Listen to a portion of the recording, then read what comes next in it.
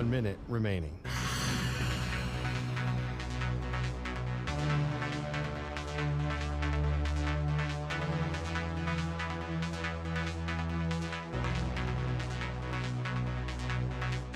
.45 seconds remaining.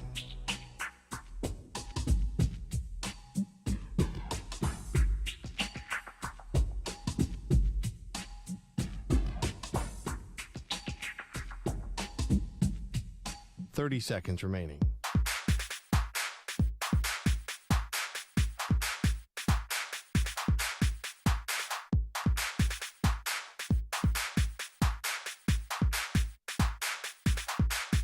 .15 seconds.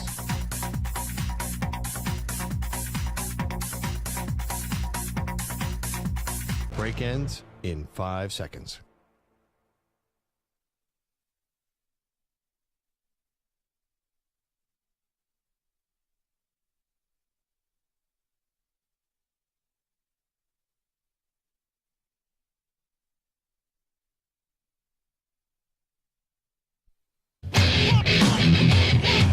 He's live.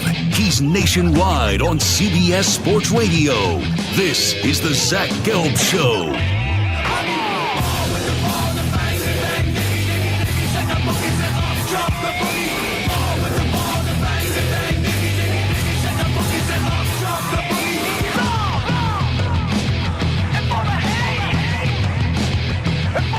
Here's your host, Zach Gelb.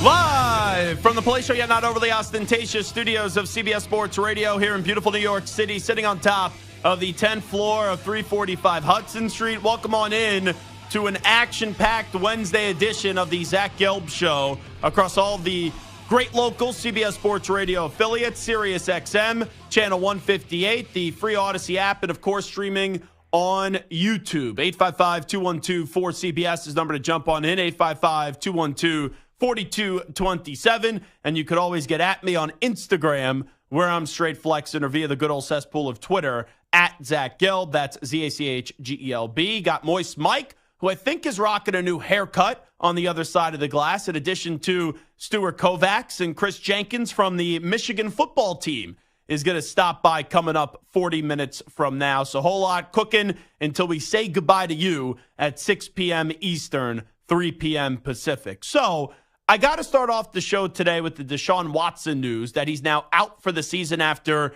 having to undergo season-ending shoulder injury, and he's going to need surgery on that.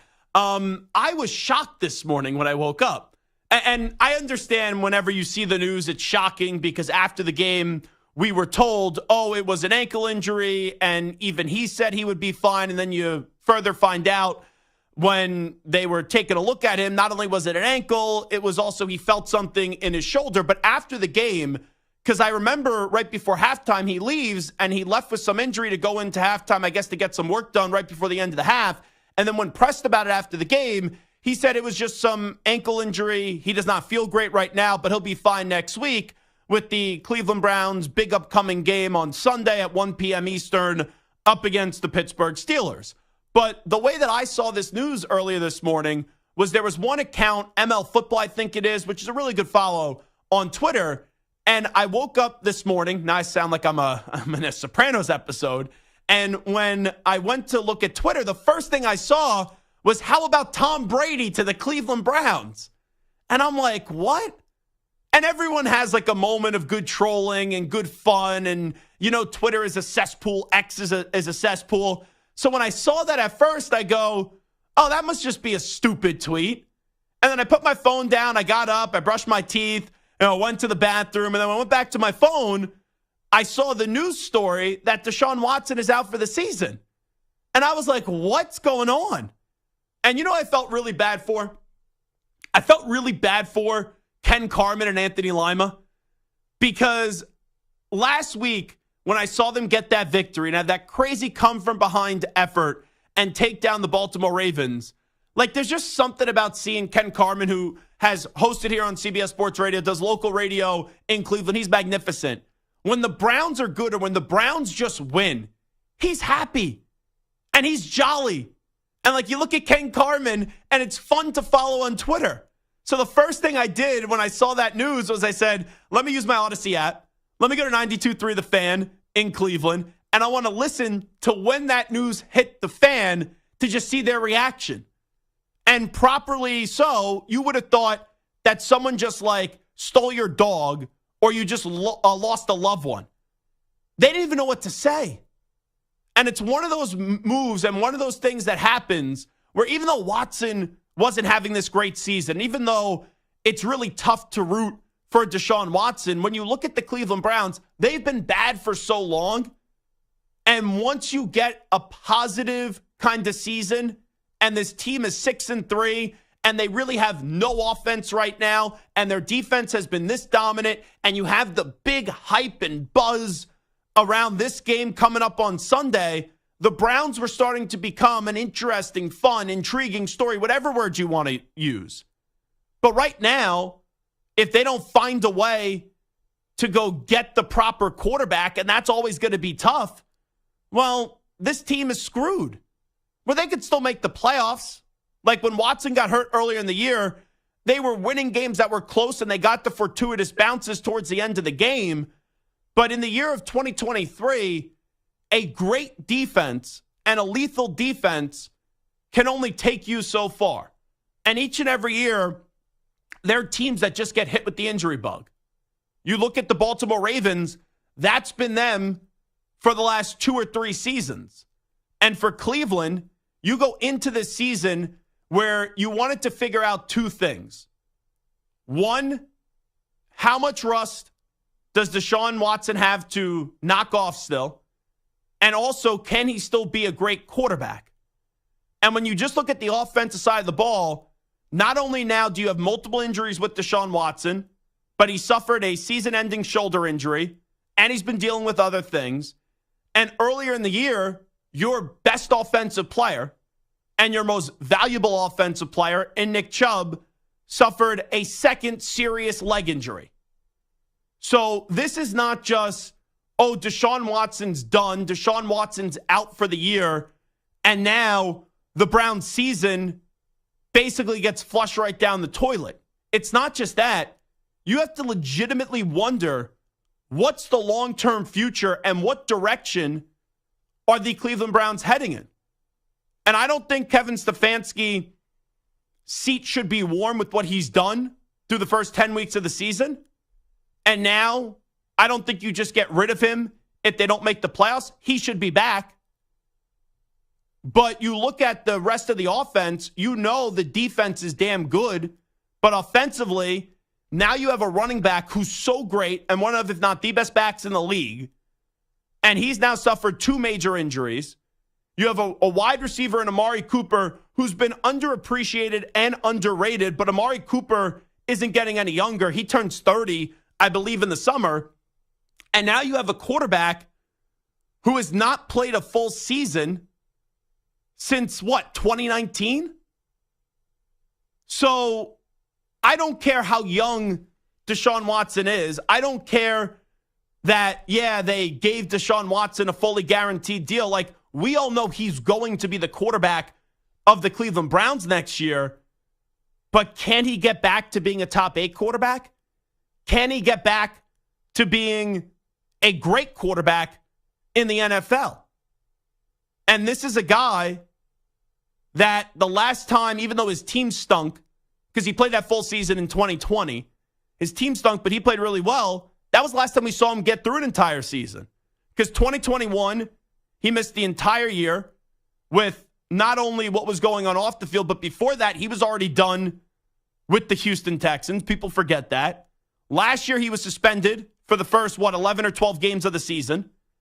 And then this year, he's now the guy from the start, but he was dealing with a multitude of injuries.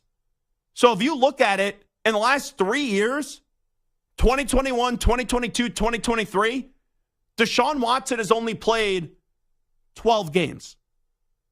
We used to have conversations, even when the Texans started to bottom out, and when the Bill O'Brien era was very quickly unfolding right before our eyes, what's the ceiling for Deshaun Watson?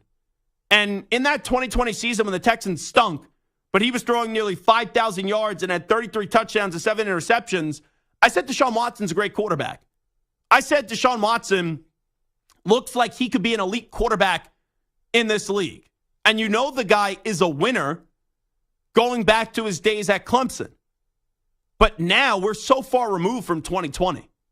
Like, I know a lot of stuff happened in 2020. A ton of stuff. And now when we talk about that era, like, that seems like a long time ago. But when you're a quarterback and there are questions of how great can you be? Can you get back to form? Can you still be the guy? Can you still be the man? And there's a lot of reasons off the field why you would question Deshaun Watson, and I'm talking about this being on the field. But when you get to on the field, when you legitimately have not played for any consistency in the last 3 years, I just don't think you're going to be able to get back to that greatness that you once displayed or that greatness that people once hoped they would see from you.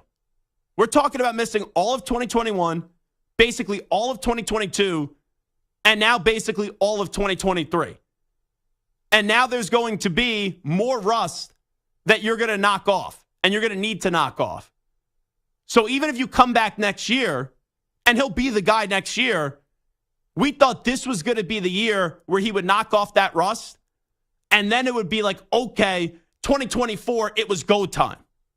But now you have to knock off that rust and stay healthy in 2024, and then it's go time in 2025.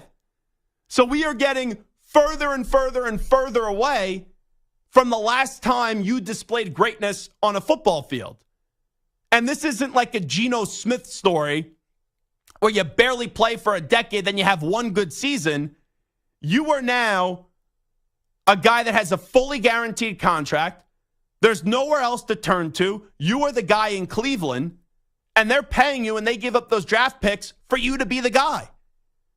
And I'll tell you, not that anyone roots for injury, but owners are loving the other 31 teams that Watson has not panned out in Cleveland. Because if Watson panned out in Cleveland, even though we've seen other quarterbacks get paid, Jalen Hurts, Joe Burrow, Justin Herbert, and a bunch more, and they didn't get fully guaranteed deals, other quarterbacks would have a leg to stand on with the Deshaun Watson structure. But owners always win. The NFL owners, they're basically undefeated. Like, look at what transpired this offseason with running backs. The guy up until that point that was the last guy to receive a long-term extension, running back Nick Chubb, he got hurt this year. And then when you get to Deshaun Watson, it was, how would you give that guy, with everything going on, how do you give that guy a fully guaranteed deal? And we have never seen Deshaun Watson pop off in Cleveland. And this was a year where maybe he would pop off and he couldn't stay healthy. So the Browns have nowhere else to turn to in terms of who's their long-term future. It needs to be Deshaun Watson. But I'm not confident he's ever going to get back to being a great quarterback. Bare minimum, I think Deshaun Watson can only be a good quarterback moving forward. And if that's the case, and if that's the apex, I guess Cleveland could still win if this defense stays healthy and keeps it up to this level. But now that's right out the window because Deshaun Watson is done for the season. So we'll see what Andrew Berry does in the next 24, 48 hours. You could throw out all the names there. Brady's not coming. Big Ben's not going. Maybe Phillip Rivers wants to come out of retirement. Matt Ryan, maybe he says, oh, we got a 3-man booth at CBS. Andrew Catalan, Tiki Barber, Matt Ryan. Maybe it's just Catalan and Tiki for the rest of the year. And he goes, swoops in and plays for the Cleveland Browns and says, here we go, Brownies. Here we go. Hoo, hoo. But it's crazy how quickly you could go from having optimism and having hope in the NFL to now you don't feel good about the rest of the season, even when Watson wasn't playing great. And also you wonder, where's this team going long term? Because long term, if I had stock in the Browns, I'd be selling it right now. I would. Because as much as Stefanski looks like he could coach, as much as the defense is great, their two best players on the offensive side of the ball are both coming off injuries now. Chubb, second big injury in his career. Watson hasn't played really since 2020, and now he's dealing with multiple injuries. That's not a formula for guys that I think will come back, bounce back, and get back to greatness and take the Browns to a level that they've never gone before. Which, let's not lose sight of this today. That's the expectation for Deshaun Watson when you give a guy a fully guaranteed contract. Let's hear from Andrew Berry, the general manager of the Cleveland Browns, on plans for Deshaun Watson at the QB position after the whole Watson injury. We will add a quarterback at some point in the near future. What that looks like will be a little bit to be determined. Knowing that he was already beat up, why not pursue the quarterback trade? Yeah, again, we feel good about the room. Obviously before this new injury, he was he's completely healthy in a good spot. It's football. Guys do get hurt, playing it. Like I said, we're going to move forward the room and continue to win games. Well, you don't believe in the QB room. Because if you believed in the QB room, you would start P.J. Walker this week, which all the reports say it's going to be Dorian Thompson-Robinson. Because Dorian Thompson-Robinson was originally the guy. Then you bring in P.J. Walker. Then P.J. Walker plays. Then Watson comes back. So if you believed in the room, you would think that P.J. Walker is the guy over Dorian Thompson-Robinson because he was playing quarterback when you guys were winning a few games with Watson out. But you don't actually believe in the room because if you believed in the room, you would rock and roll with these two guys and wouldn't bring someone else in. Because this is not the early 2000s. This isn't even like 2010 where teams would usually go with 3 quarterbacks on the roster. Most teams only have 2 quarterbacks on the roster. So I'll be fascinated to see where the Cleveland Browns do go from here. Let's just hear 2 from Deshaun Watson. This is Deshaun Watson on if he was surprised by the decision where the Browns said, hey, you need to go take care of this and get everything squared away with this injury. Yeah, I'm still in disbelief. I'm still, I said, just trying to process all the information that I've been getting since last night. It's tough. I've felt like we were turning the corner to really make a run, and I still believe we still will. With the guys in this locker room. I just wanted to be physically a part of it. It's tough to try to wrap everything around my head right now. So when that was asked, then it led to the inevitable question of, did you want to hold off on surgery until later? I pushed very hard for it to the point where it was all the experts and doctors was the ones that told me that it was no chance. So, I pushed as far as I possibly could to, get it back out there and just try to play and try to push it towards after the season. But, I think the best situation for, I guess, longevity in my career is to be able to get immediate surgery.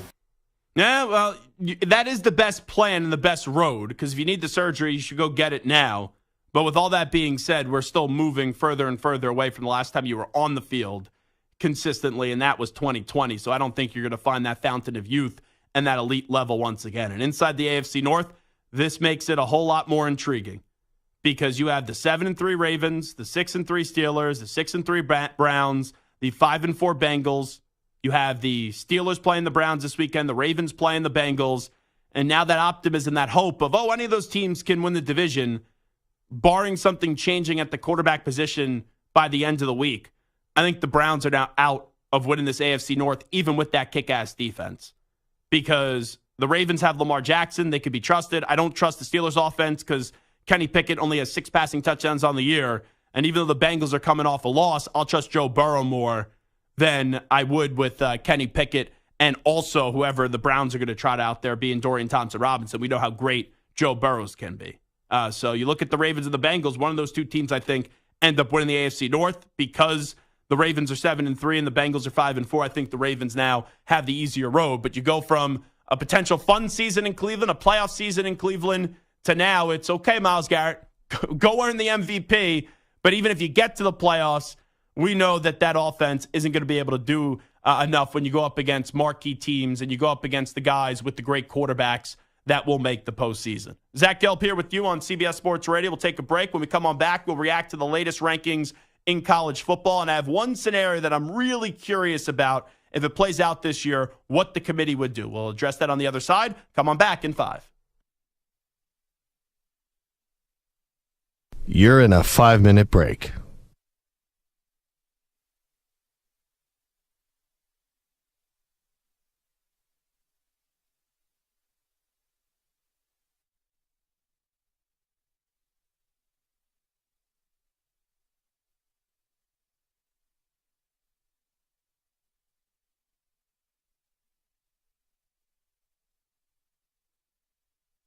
4 minutes, 30 seconds remaining.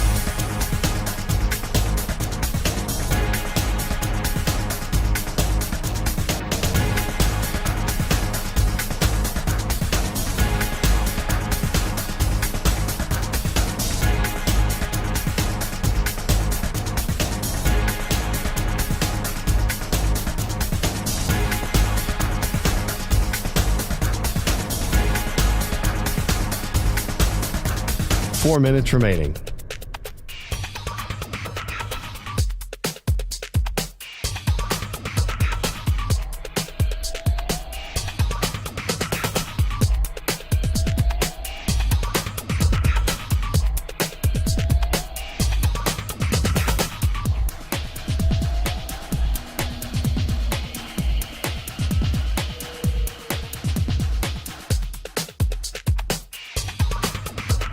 Three minutes, 30 seconds remaining.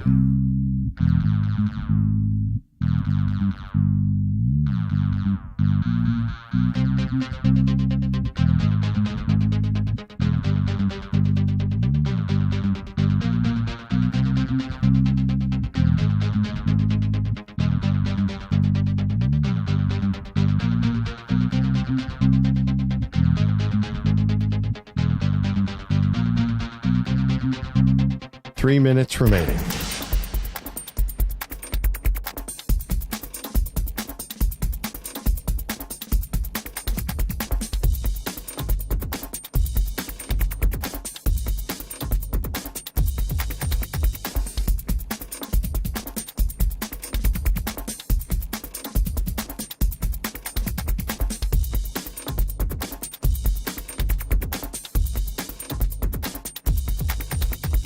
Two minutes, 30 seconds remaining.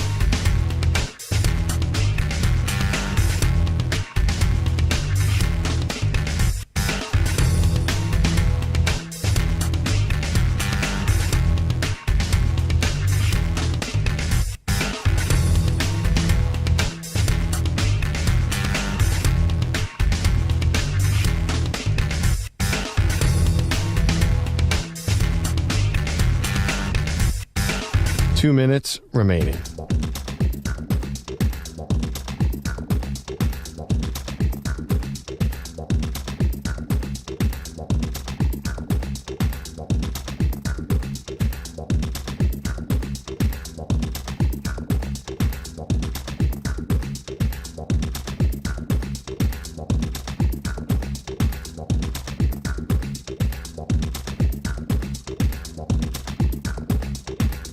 One minute, 30 seconds remaining.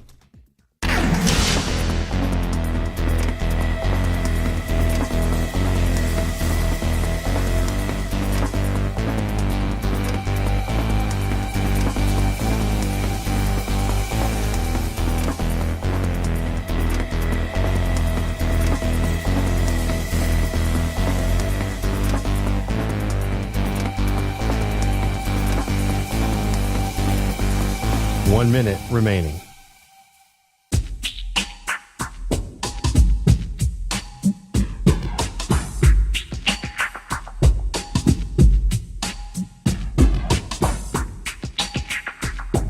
Forty-five seconds remaining.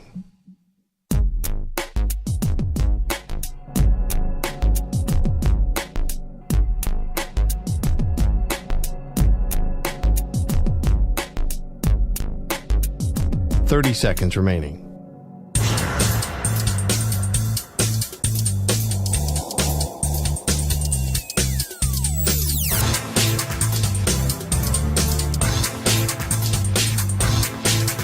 Fifteen seconds.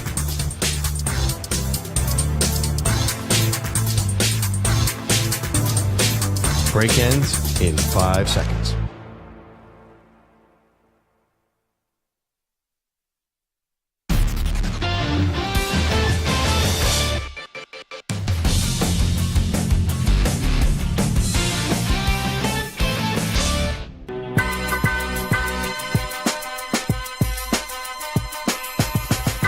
He's is live. He's nationwide on CBS Sports Radio. Talking to Jordan Travis right now. You guys had to build this thing from all the way down, and now you guys are getting to a pretty high level. Do you remember some of the negative things that were said about your program a few years ago? That's one thing with me, man. I don't forget anything at all. I remember hearing that I could only play running back, I can only play receiver. I remember hearing that the offensive line, we need to get a whole new offensive line and wipe all the guys out. I remember everything, man. But it just kind of gives you that drive and that push every single day is when you're not feeling great. It's kind of like that chip on our shoulder that you need, and I absolutely love it. I'm not really worried about proving other people wrong. I'm always worried about proving myself right, and that's something that I've always believed in. My brother taught me that from a young age. This is the Zach Gelb Show. Here's your host, Zach Gelb. All right, it is the Zach Gelb Show on CBS Sports Radio. So the latest college football playoff rankings last night came out. The big stuff, Ohio State moves down to 2. Georgia, after their last 2 weeks, they move into the number 1 spot. I still don't believe, when I said this, that Ohio State's not the best team in the country. I still don't believe that now with their new ranking at 2 that they're the second best team in the country. With that being said, I get what the committee is going to base that off of. All right, well, Ohio State beat Penn State. They're in at number 12, and Penn State's a fraudulent team. And then you take a look at Notre Dame. Well, they beat them too, and Notre Dame has now fallen all the way to 19. So I guess that's the justification for Ohio State being in there at 2, but it still doesn't make any sense because Washington continues to be at 5. And Washington has the best win in the country when you look at the records or the rankings of these teams, because Washington, even though they only won by 3, it's still a victory, and you had the Oregon kick miss at the end. Washington defeated Oregon.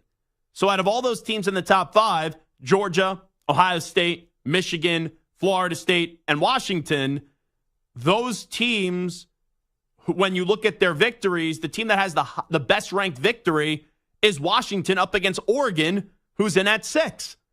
So I don't get what the committee's doing here, once again keeping Washington out of the top 4. But with that being said, if Washington runs the table and they get that rematch with Oregon in the Pac-12 championship game, which we think it's heading towards, and you beat Oregon or you just win out regardless of who you play in the Pac-12 championship, if you're undefeated in what I think is the best conference in college football this year from top to bottom, you're going to make the college football playoff. But the 2 scenarios that I want to throw out there is what happens if, let's just say, Washington wins out, Florida State wins out, and either Ohio State or Michigan wins out. So those 3 teams would get in. Washington, Florida State, and then either Ohio State or Michigan. But then let me just throw this out there. Georgia continues to win, but in the SEC championship game, and we already know the SEC title game is set, let's say Georgia drops their first game of the season, and they drop it to Alabama. And then let's look at the Big 12, where right now Texas is currently ranked 7th and Alabama is currently ranked 8th. Let's say Texas wins out. They only have 1 loss, and that was to Oklahoma, who's ranked 14th. And let's just say Texas wins out, and they win the Big 12 championship. So when I give you those scenarios of Washington winning out, undefeated Pac-12 champ, Florida State winning out, undefeated ACC champ, whoever wins the Big 10 championship, Ohio State, Michigan, undefeated, and then you have a 1-loss SEC champion in Alabama and a 1-loss Big 12 champion in Texas, which, by the way, this is the final season, as you know, of Texas in the Big 12, and Texas is going to the SEC next year. If that was the scenario, once again, I think Washington, Florida State, and Ohio State or Michigan, whichever one wins that game and then goes on to win the Big 10 championship, would get in. And if the decision comes down to Alabama against Texas, it would be fascinating. Because this is what should happen. Texas should get in. Head-to-head should matter. Texas went to Tuscaloosa back in September and beat Alabama. However, you know it and I know it. There's not a chance, and you know what, that the College Football Playoff Committee would not put an SEC team in there and would not put a one-loss SEC champion Alabama Crimson Tide in the college football playoff. So if that's the way the scenario did shake out, I would think the committee, in some order, the 4 teams would be Washington, Florida State, Ohio State, or Michigan, and then Alabama. And it would go against the rankings right now, but I bet you the committee would argue, oh, well, Alabama beat Georgia. Georgia was 1, so that gives them enough to move past Texas. The other scenario that I want to throw out there, let's just say Georgia wins out, wins the SEC. Michigan, Ohio State, one of them wins the Big Ten. Florida State wins out. If you have a one-loss Oregon Pac-12 champ and a one-loss Texas Big 12 champ, who would get in for that 4th and final spot? I think it would be Oregon, especially where the rankings say now. And also in that process, Oregon would most likely take down Washington in the Pac-12 championship, and that would then put them in the top 4. So basically what I'm saying here, Texas, you could only control what you could control. Win out, put yourself in the best position, but don't be surprised if the committee screws you with Alabama, if Alabama goes on to win out. So what really Texas should be hoping for, take care of business first, and then you hope and you become the biggest Georgia fan in that in this scenario. You become the biggest Georgia fan to see potentially Georgia take down Alabama in the SEC championship game. When I go through this, people will start to say, oh, well, isn't it good that we're going to 12 teams next year? I think that's crap. We're not going to have a lot of these fun conversations next year because the regular season games take away. And I said this for a while.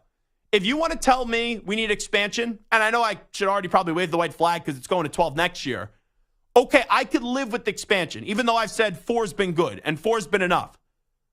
But if you're going to expand, you should only expand to at most 8 teams, either 6 or 8. And that could still have some legs of intrigue to the regular season. But once you go to 12, a lot of these games, I don't want to say become meaningless, but the importance does get taken away because even though Ohio State and Michigan's always fun and always the game, when you have the possibility of your playoff spot being on the line, that adds more hype to the game. And in a 12-team college football playoff, that would go away because both teams would already have done enough to get in. 855-212-4CBS, 855-212-4227. I have to put Ryan in Santa Barbara to the front of the line because he sent us some Van Leeuwen ice cream earlier in the week, and it was absolutely delicious. Ryan, what's happening? Appreciate you sending us the ice cream. Zach! But let me tell you, though, Ryan, real quickly. Wait, hold on. Delicious ice cream on Monday, buddy. Yeah, I have to ask you a question, though, about that ice cream. Okay, tell me. Was that you were feeling good about yourself because the 49ers finally got back in the win column, or was that, oh, I got to suck up to Zach a little bit because you're nervous about the 49ers. You don't want me to crush you when they inevitably lose in the playoffs? That was me saying, you know what, I'm sorry for your past loss and my Niners crushing the Jags. Yeah, I predicted the Niners to win. I liked your Niners this week. I laid the 3 points of them. No. I hope you want some money on it. I know you bet on them or you were taking them, and I appreciate that. But I wanted to take back what I said last week about my beautiful 49ers because they're going to win out and absolutely smush the Bucks this Sunday in Santa Clara. Seahawks are done. Philly looks vulnerable. I think they win out, Zach. Win out? You play in a 3-week span, Thursday night on Thanksgiving at Seattle, then the following week you go to at Philadelphia, and then you follow it up with Seattle again. Even though I actually think the 49ers are a heck of a team, and I've never said they're a bad team, I just think they'll come up short. That's tough to win all 3 of those games. And then you do have the Baltimore Ravens coming up. At least that game is in Santa Clara. You have the Baltimore Ravens coming up on December 25th. Those are some tough opponents. Yeah, they didn't look too great, though, last weekend. Yeah, they were dominating, and then obviously turnovers changed the course of that game.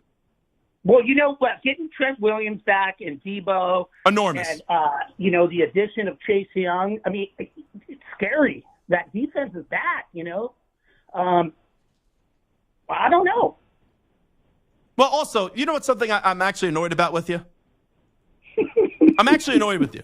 You said you sent me the ice cream because my Patriots lost. I am rooting for the Patriots to lose. I want to suck. I want the best draft pick. I am thrilled. So shame on you, loser.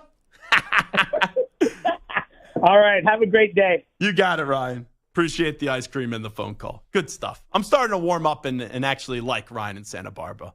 I just can't wait till the 49ers lose. Oh, those tears are gonna be really fun. We're going to have a feast over his tears. There are no doubt about it. He will be miserable. He will be so upset. He'll be more upset than Ken Carman was earlier this morning in Cleveland when he found out about the Deshaun Watson news. It is the Zach Gelb Show on CBS Sports Radio. The biggest story in sports right now, biggest story definitely in college football, is Michigan. Defensive lineman Kris Jenkins from the Michigan football team is going to join us on the other side when we return. But first up, with the latest CBS Sports Radio update, here is the Ackman, Rich Ackerman. CBS Sports Radio. Sports Flash. And this report is sponsored by Progressive Insurance. Insurance for motorcycles, boats, and RVs for protection on the road and on the water. See how much you can save at 1-800-PROGRESSIVE and Progressive.com. Deshaun Watson has battled injury for a while, and now his season is over. The Browns quarterback led a spirited comeback on Sunday, leading Cleveland to a win in Baltimore. But the price was costly. He'll undergo surgery for a fractured shoulder and is the third key member of the Browns offense to be done for the season. Due to injury, Dorian Thompson-Robinson will start on Sunday. Justin Fields will be back for the Bears after missing the last 4 games with a dislocated thumb, while the Bengals will be without receivers T. Higgins and Andre Yoshivas tomorrow against the Ravens, and Sam Hubbard as well. All 3 have been ruled out, but Trey Hendrickson will play. Ronnie Stanley is out for Baltimore, while Marlon Humphrey is doubtful. The Timberwolves are in Phoenix tonight, looking for their 8th in a row after a brawl punctuated their latest win last night in San Francisco. And the Cy Young Award winners will be named tonight. 15-game winner Garrett Cole of the Yankees is the American League favorite, while 17-game winner Zach Gallen of the Diamondbacks and the Padres' Blake Snell battle for the NL honor. I'm Rich Ackerman. CBS Sports Radio is everywhere, Perloff, at home, in your car, and, of course, on your phone and tablet. Maggie, you can find us on your local affiliate, Sirius XM Channel 158, or the free Odyssey app. CBS Sports Radio.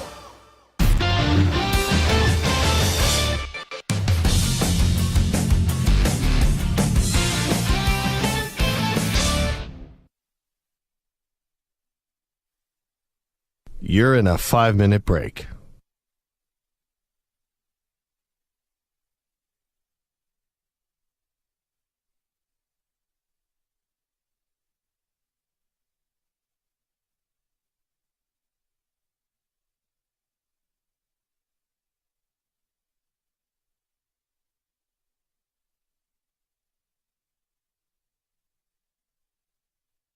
Four minutes, 30 seconds remaining.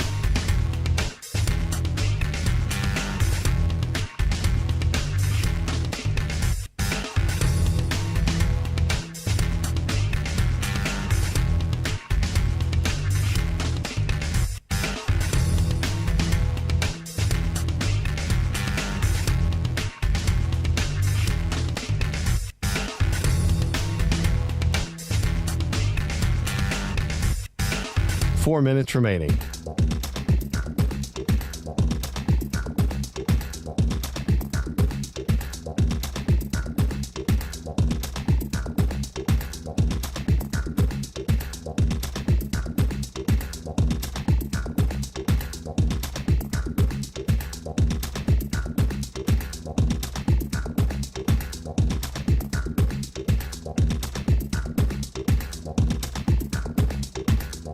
Three minutes, 30 seconds remaining.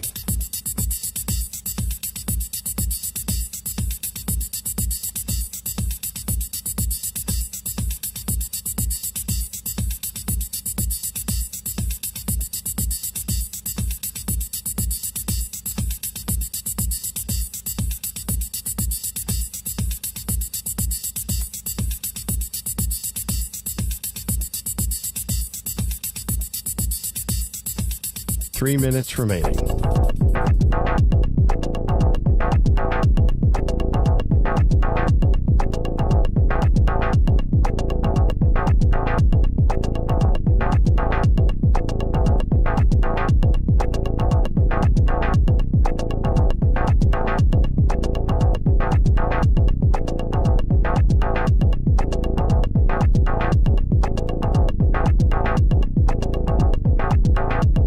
Two minutes, 30 seconds remaining.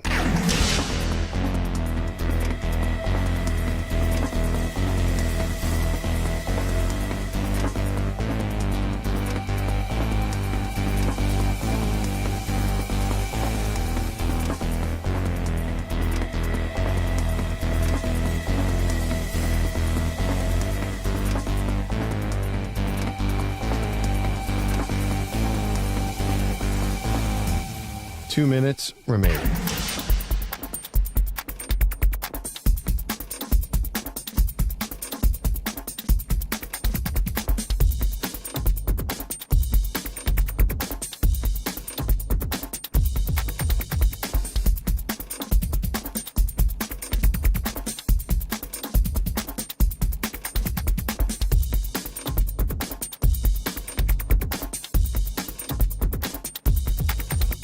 One minute, 30 seconds remaining.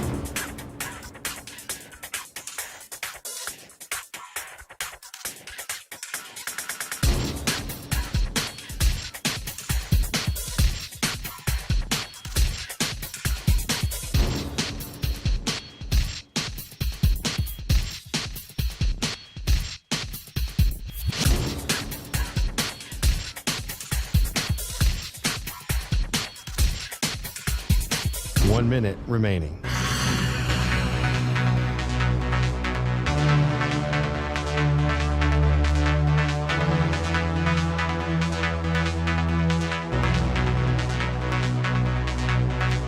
Forty-five seconds remaining.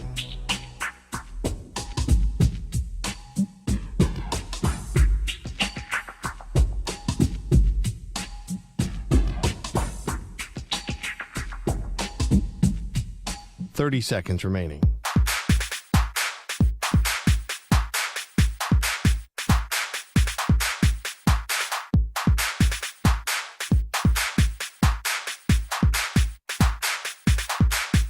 Fifteen seconds.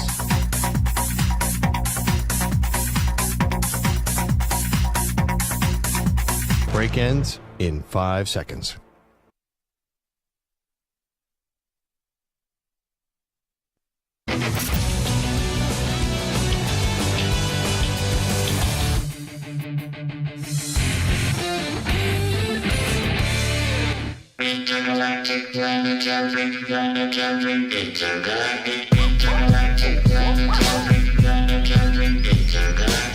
Now back to the Zach Gelb Show. It's time to Ask the Pros, where you, the listener, gets to ask us a question, and it's brought to you by O'Reilly Auto Parts. Simply tweet your question at CBS Sports Radio or at Zach Gelb, ZACHGELB, using the hashtag AskThePros. Be listening later in the show when we might answer your question. Think O'Reilly Auto Parts for all your car care needs. Get guaranteed low prices and excellent customer service from the professional parts people at O'Reilly Auto Parts. We all saw what transpired last weekend. Michigan was the story entering last weekend in college football, and they go to Happy Valley. They run the football again in the second half, and they had a dominant defensive effort as well. And Michigan sent a big statement to the rest of the college football world. And you got 2 more games left in the regular season. The big one coming up in 2 weeks. I'll be there in Ann Arbor for Michigan up against the Ohio State, and I'm looking forward to that one. And let's go out to the guest line right now and welcome in one of the star players on Michigan, one of their defensive linemen, and Kris Jenkins, who is kind enough to join us on CBS Sports Radio. Kris, appreciate you doing this. Thanks so much. How you been? I've been great. Can't complain. Shoot, hope you've been doing well. Yeah, thanks so much for coming on. I love the sunglasses. I'm actually going to take off my glasses now, and I'm going to join you here, and I'm going to rock the shades with you. I like this. Those shades are looking good. By the way, you want to know who also is looking good? Kenneth Grant. I've never seen a defensive lineman track down a running back like that. When I was watching the games with my buddies over the weekend, as a big fella, I jumped off my couch and I said, that's the play of the college football weekend. When Coach showed that on film, what was the reaction when you guys watched what Kenneth was able to do? I mean, honestly, obviously, we were going crazy. Obviously, it's insane to see a big man move like that. But to be honest with you, I mean, it's not anything unknown to us because this is the type of stuff he does in practice every single week, every single day. Like, he's always moving, going pursuit, chasing the running back 30 yards down the field. You see it in practice so much that when it shows up in the game, it's like it's second nature. That's just what he does. He's a freak. That was a great team victory for you guys. You dominated in all 3 phases of the game. How do you kind of look back at that performance up against Penn State? We took away a lot of good things. We were faced with a lot of adversity leading up to that game. The fact that we were still able to, wade through the storm, become the storm, still play our game of football. We really took a lot of good things from that. Obviously, we still got ways to go. Like, we're not that team yet. We haven't arrived yet, but that's what we're continuing to build on, to become that team every single day. So next week we hoping on playing a better game of football, and then the week after that as well. The scandal's been so public. We saw the emotion on TV after the game from Sharon Moore and also Blake Corum. What were your emotions like after what you guys have been through the last few weeks? Pretty much the same. First things first, I'm so proud of us and our guys. We're so used to hearing noise, every single year. There's always going to be something. But, the fact that nobody flinched, and that's something we preach, like, don't flinch, like, don't nothing. If you face with any type of adversity, don't change up. Be the same person you've always been every single day. The fact that, us across the board, our guys, the staff, the coaches, we were all on the same page with that. It was so proud. It was such a good feeling. And, that all our hard work is starting to pay off. And, we're just continuing to put more into that. You know what the conversations have been. People go, oh, Michigan, they're a bunch of cheaters. Oh, Michigan should be banned from the college football playoff. When you hear those things being said by a lot of people around the country, and they're talking about your teammates, your coaches as well, how do you respond to that? Honestly, you got to become the villain, man. Everybody's making us out to be the villain. Everybody's entitled to their own opinion, even if it's wrong. But, if they want to make us the villain, then bet. Sometimes the villain's going to win. Sometimes the villain's going to beat the hero. So, we're going to embrace that. So if we're going to be the villain, if we're going to be known as, the dark team in college football, then bet. So what have these last few weeks been like, though? Just wondering, because this story has been the most covered story, not just in college football, but in all of sports these days.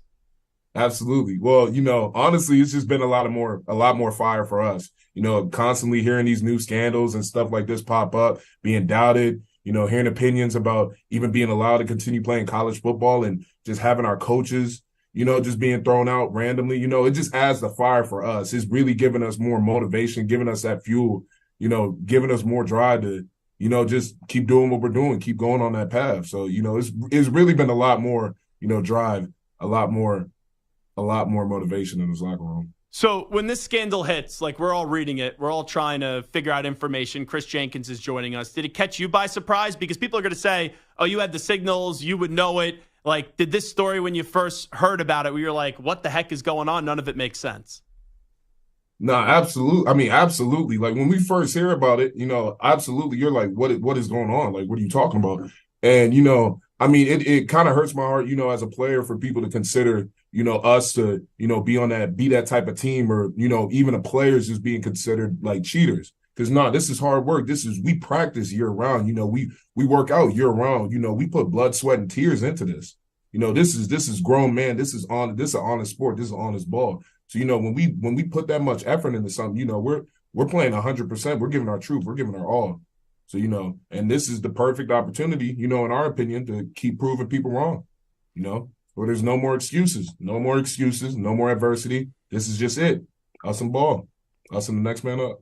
When I was watching that game on Saturday, as Kris Jenkins is here with us from the Michigan football team, they're undefeated. They're ranked third right now in the latest college football playoff rankings. I was thinking, if I was an opposing defensive player on Penn State, just how demoralizing that was after the game, because all you guys did in the second half, and I know you're a defensive player, was the coaching staff said, we're going to run until the game is over. Like, if someone did that to you guys and it worked, you'd probably walk away just feeling in the worst mood possible, because I don't think there's anything worse when a team just does one thing, and there's nothing more maddening when you can't stop it. Oh, absolutely. Especially as a defensive player, you definitely going to feel some type of way that you weren't able to stop that one thing, and they just kept doing it to you over and over and over. That's our offense's identity, man. They live by, not only controlling the clock, but, that physicality, just like Coach says, just grinding the meat, just hitting them over and over and over again. Just right through you, not around you, just right through you. When you guys landed, because we all know Michigan, right, is flying to Happy Valley. You guys have Wi-Fi in the plane, probably all that stuff. Coach says how he found out about it. But how did you find out that, wow, Tony Petitti actually did this to our coach and actually suspended him? How did you find out about it when you were on the plane? Oh, the second we landed, the second we touched down, our phones started to go off, the little news alerts, the ESPN alerts, and then we're all looking, and everybody started, you kind of hear a little murmuring and, a couple gasps on the plane. You're like, what the heck is this? The second we checked our phone, the second after we landed, and we see this, we're like, what? So, there was this conversation. It was just the way we found out was so surreal because it was, you're going on a flight, you're preparing for the game, and the next thing you know, this news just hits you the second you hit Pennsylvania. It's insane. Personally, I thought it was gutless by the Big Ten. It's like, if you're going to go through the suspension, that's one thing. You have every right to do that.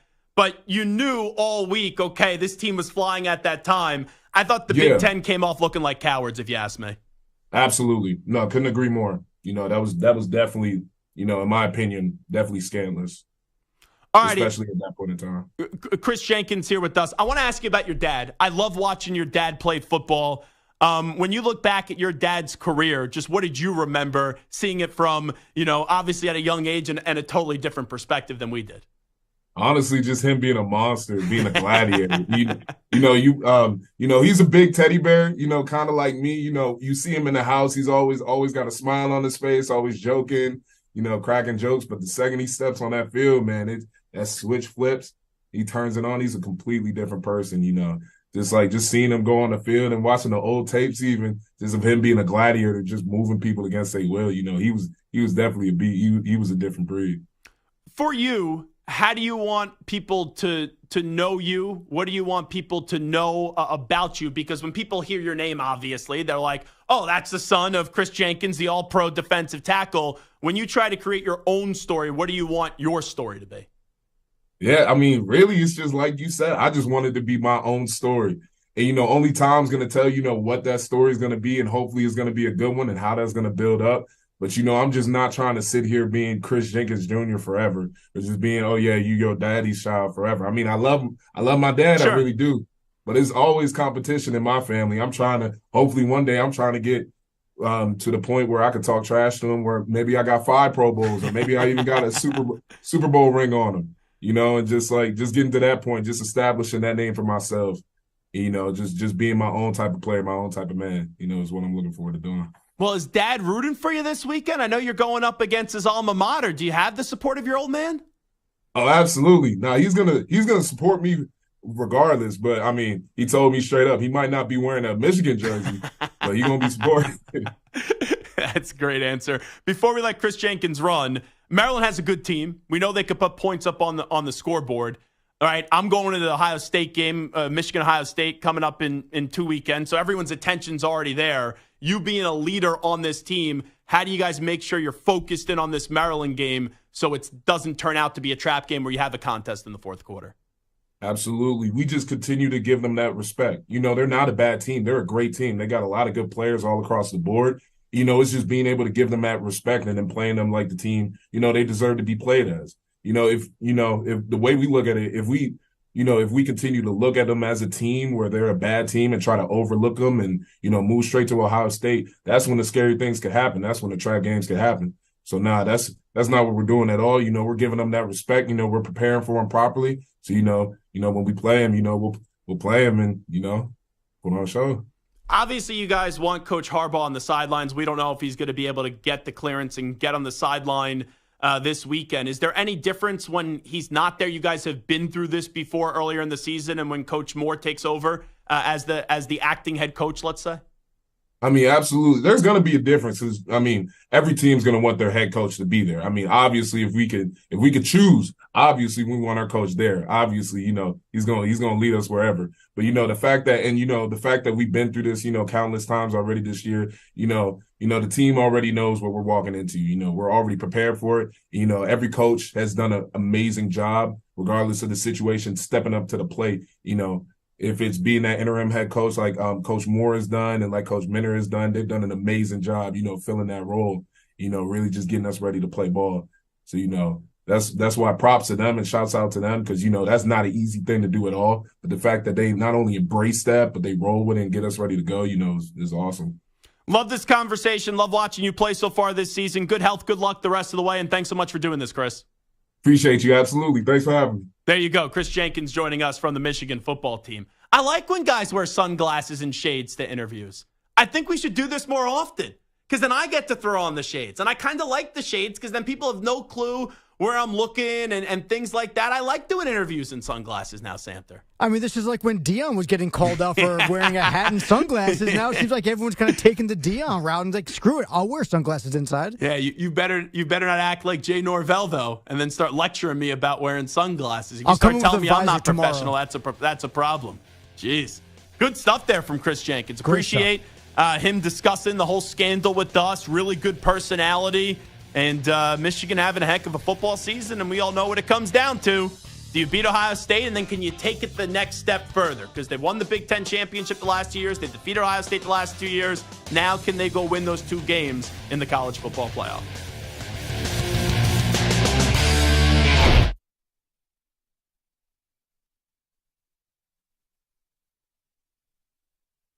You're in a 5-minute break.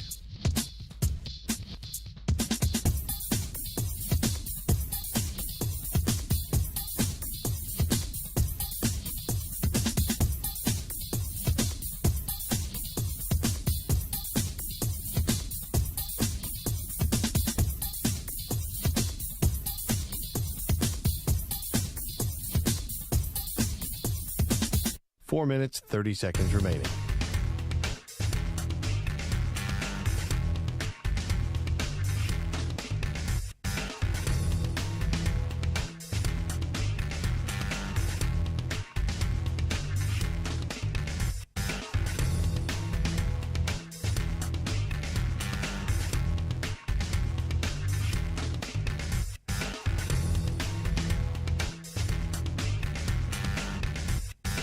Four minutes remaining.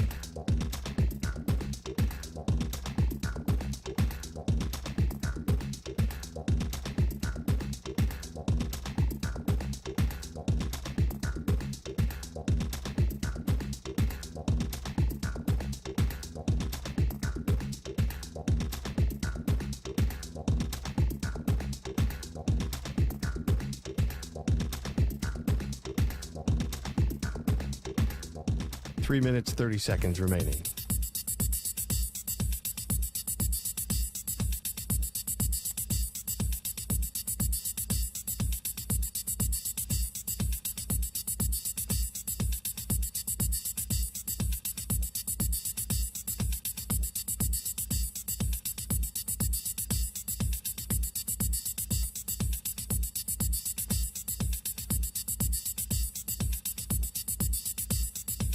Three minutes remaining.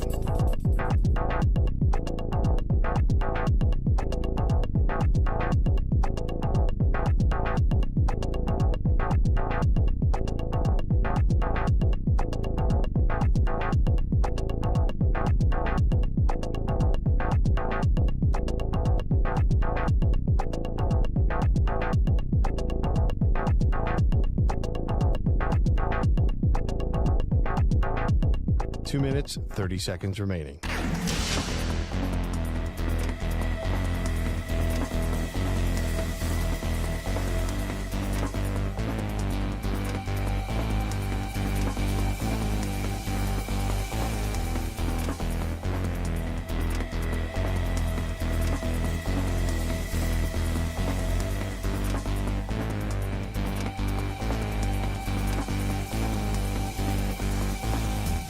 Two minutes remaining.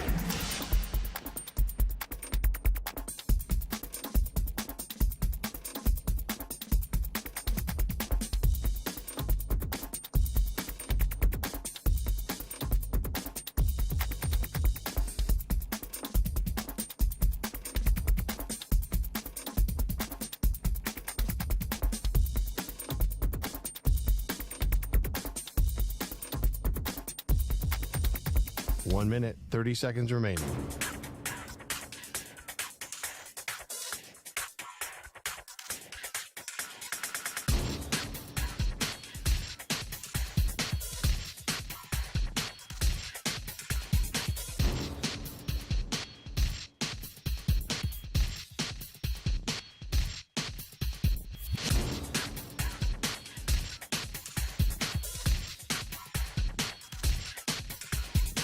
1 minute remaining.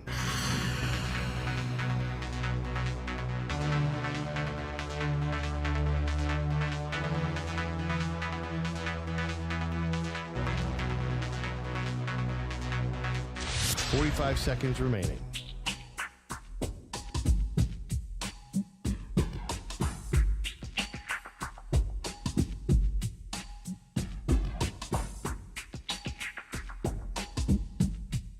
.30 seconds remaining.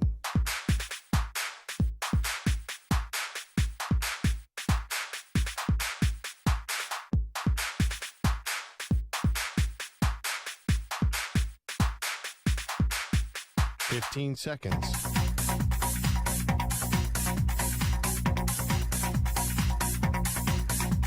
Break ends in 5 seconds.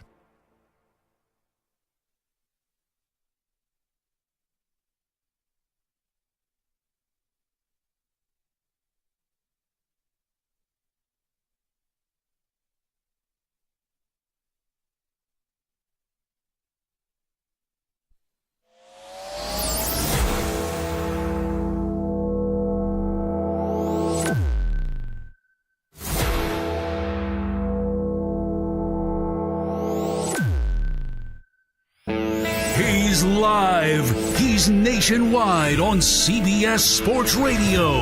This is the Zach Gelb Show. All right, and we continue. It is the Zach Gelb Show, coast to coast on CBS Sports Radio. Really enjoyed that conversation a few moments ago with Kris Jenkins from the Michigan football team. If you missed it, we'll make sure we get it up on YouTube. And also, you could always use the free Odyssey app and use the rewind function and go back and take a listen to it. All righty.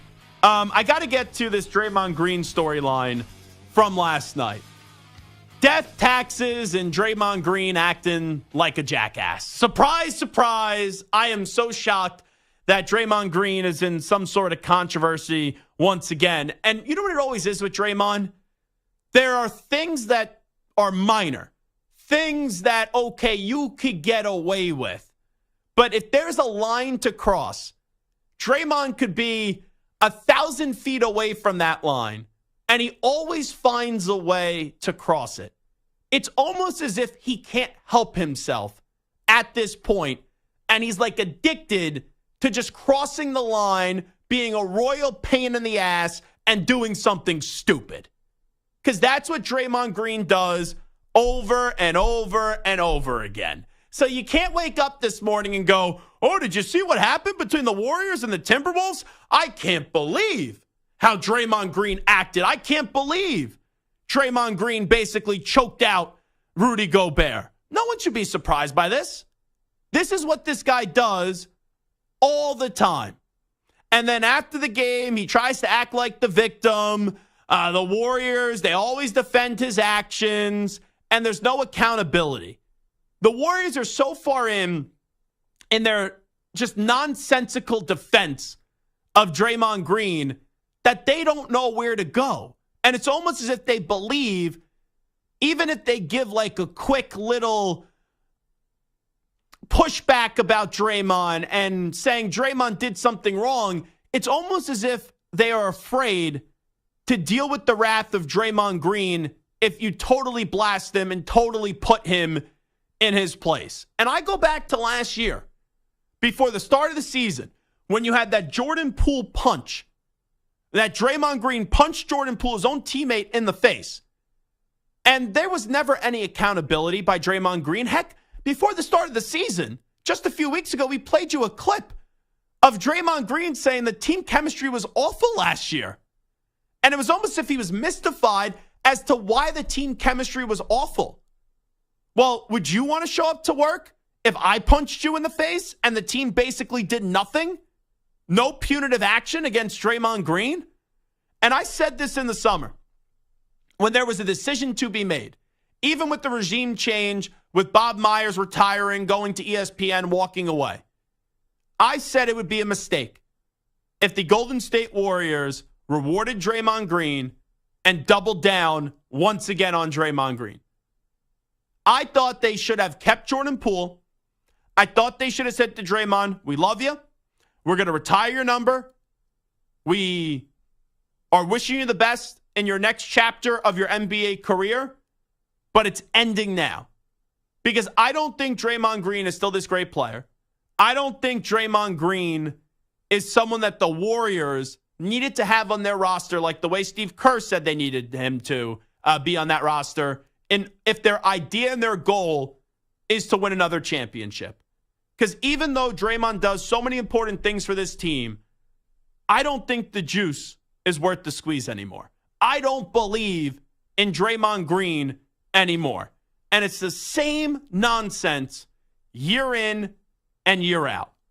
But last night, even though you shouldn't be surprised, last night is one of those moments where it goes from just stupidity back and forth between Klay Thompson and Jaden McDaniels, where it looked like they were square dancing together from one baseline to the next baseline, and then it turns into a kerfuffle, as I know Steph and Klay really do enjoy that word, and Kevin Durant as well when he was on the Warriors from that viral clip.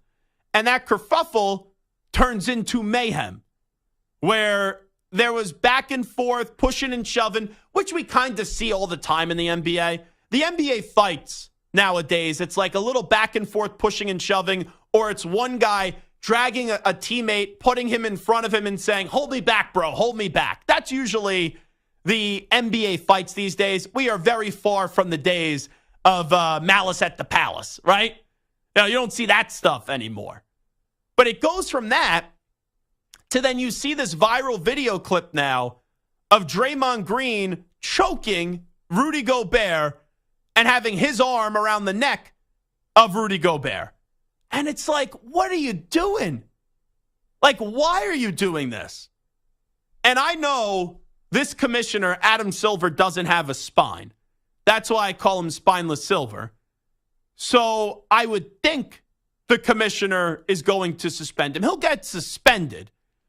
But are you going to actually do a suspension that makes Draymond think twice? Or is this a suspension where you're like, okay, it's a slap on the wrist? And I'm trying to figure out how many games this needs to be for Draymond Green to understand what he did was really stupid and he needs to change. And I'm not saying you shouldn't have like a villain in sports. I'm not saying that a guy like Draymond Green, who's someone that he's a royal pain in the ass, and you hear the way the Warriors talk about him, I guess you would want him if he's on your team, but if he's on another team, you can't stand his guts. I think an antagonist, a provocateur like that is important, and you need a guy like that that does things that doesn't show up on the stat sheet.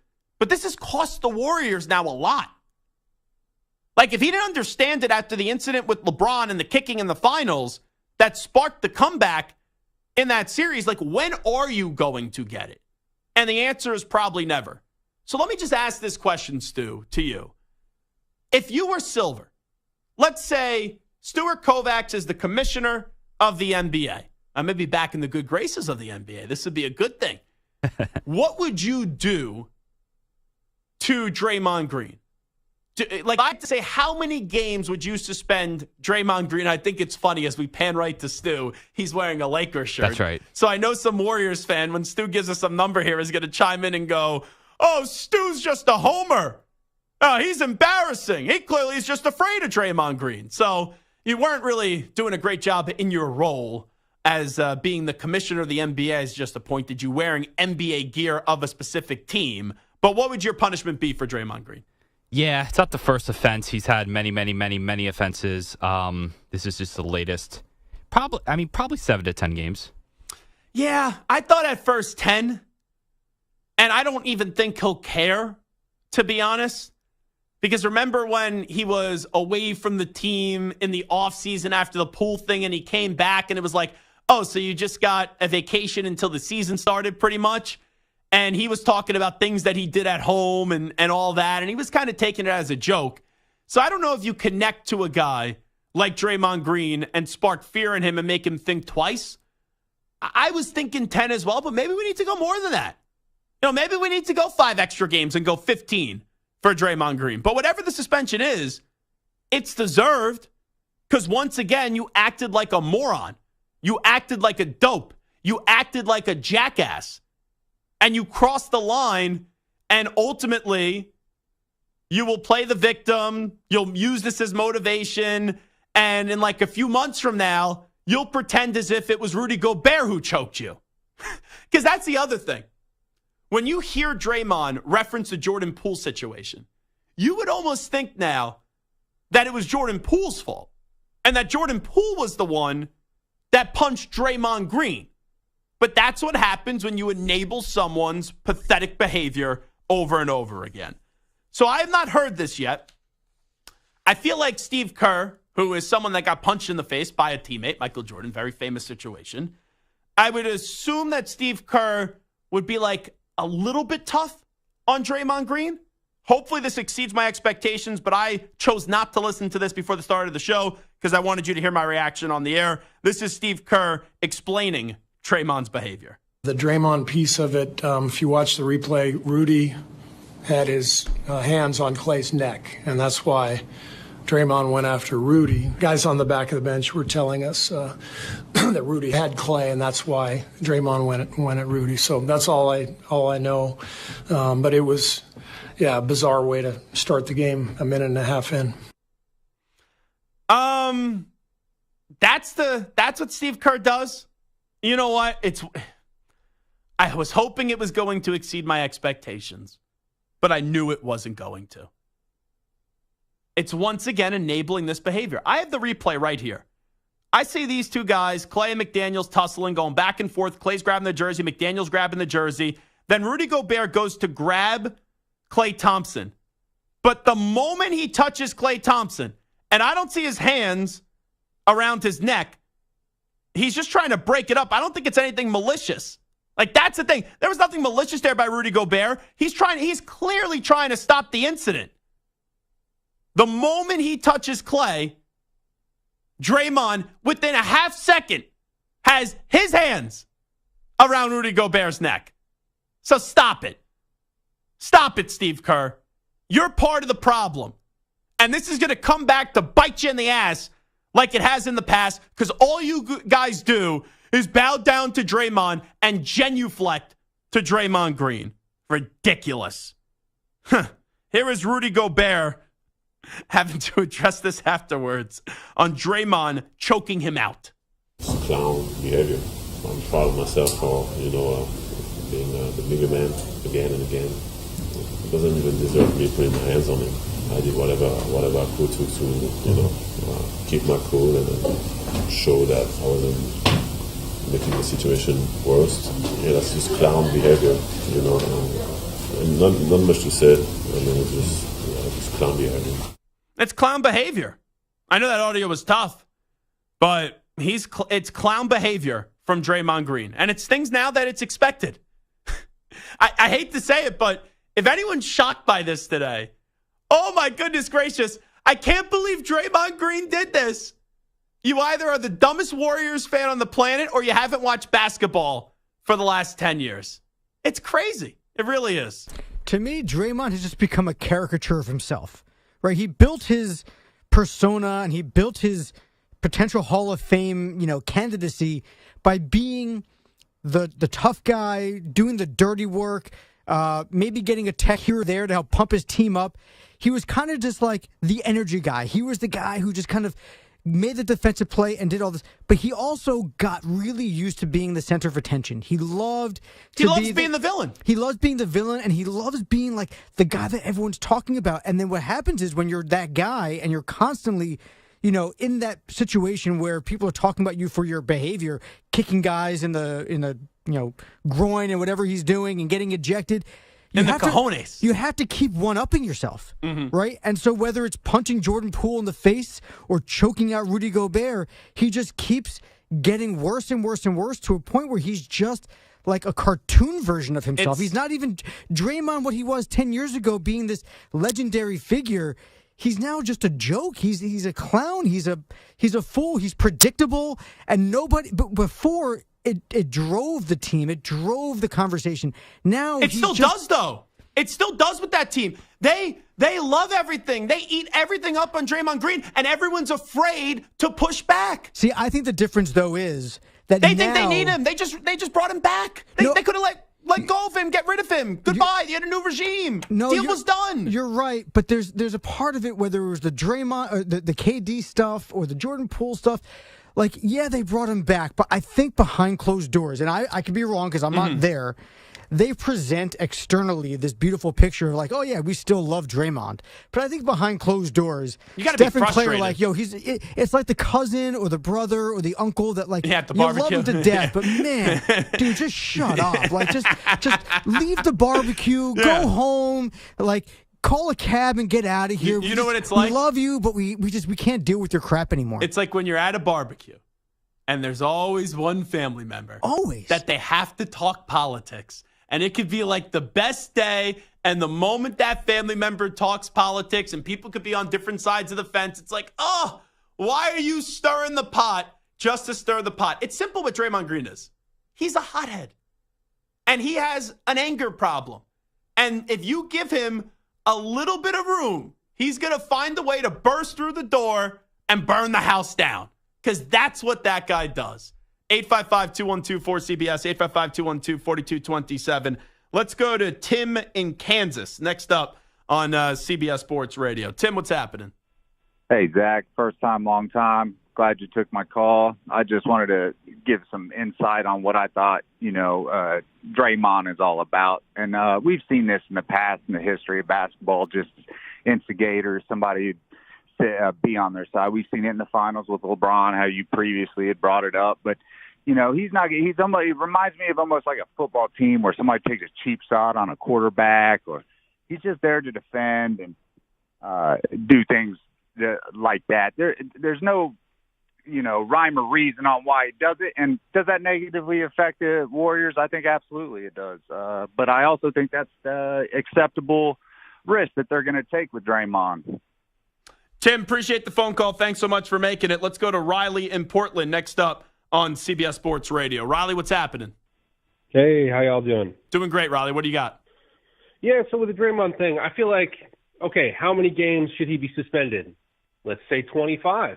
John Morant gets 25 for flashing a piece on his live story, if that's a baseline for punishment for behavior. Yeah, but I don't think you can compare the two. I don't think you can compare the two whatsoever. Like, as much as what I just said in a negative way against Draymond Green, I don't even think it compares to just the dopey behavior that John Morant was illustrating. Okay. Well, I think it's like we're talking about one flashing a gun, whether it was fake or not. The other is just him being stupid, putting his arm around the neck of Rudy Gobert. I'm not defending it, but I don't think it's apples to apples there. Yeah.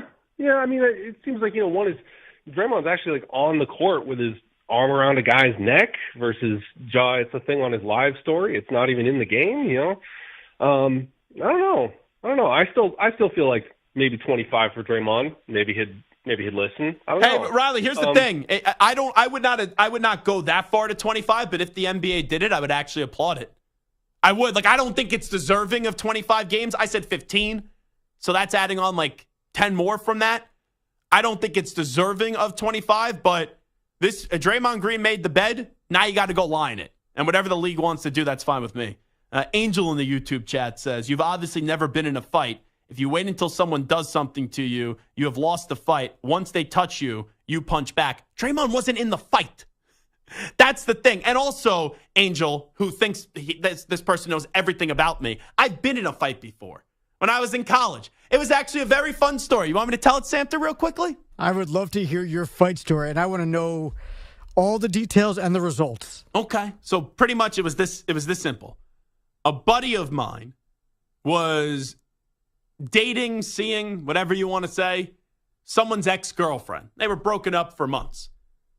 This person comes to our fraternity house. This person was coming to try to start a fight. Now, I was covering some college event because I was a very dedicated student media member.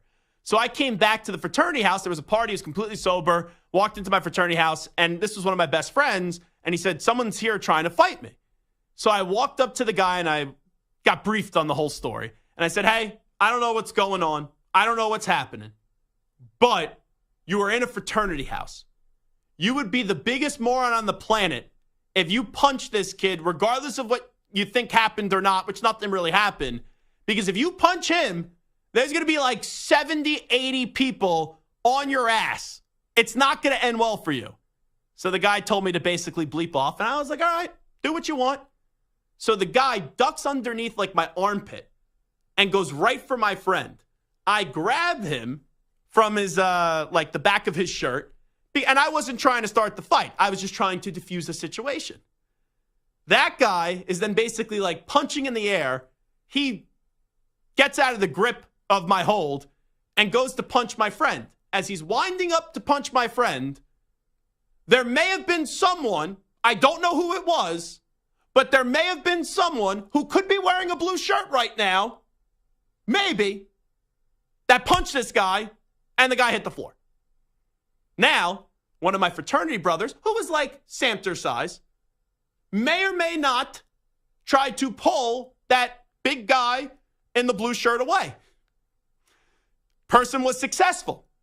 Person, though, that got pulled away from the situation was not happy he got pulled away from the situation. He came back and threw another punch. One problem, though. The punch landed on somebody else because by the time that person got pulled away initially, they already dragged the other kid out. So that random person that may or may not got punched turned around and punched somebody else. And then that person that initially threw the punch said, I am so sorry. I was the one, or the person in the blue shirt, may or may not, was the one that threw the punch. And then that person responded, after seeing what you did to the other kid, I wasn't punching you. So that's what happens when you assume, Angel. You make an ass out of you and me. And then I gave the person that I may or may not have punched the second one like a beer and said, let's not take this matter any further. Now, you want to know the great part about the story? The next day, sources close to me say that there was a mutual friend involved in this situation. And they asked the person who may or may not have threw the punch that made the person hit the floor, do you know who that was that you punched? Person responded, no. They said the person's name. He was a former All-State high school wrestler. Knockout punch. Pop, pop. Zach Gelb Show, CBS Sports Radio. Or I don't even know if this is called the Zach Gelb Show anymore. Maggie and Perloff on CBS Sports Radio.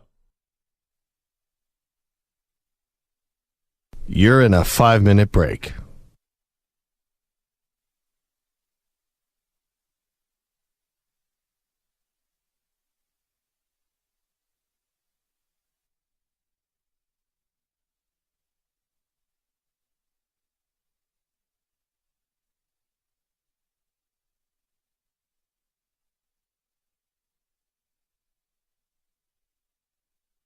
Four minutes, 30 seconds remaining.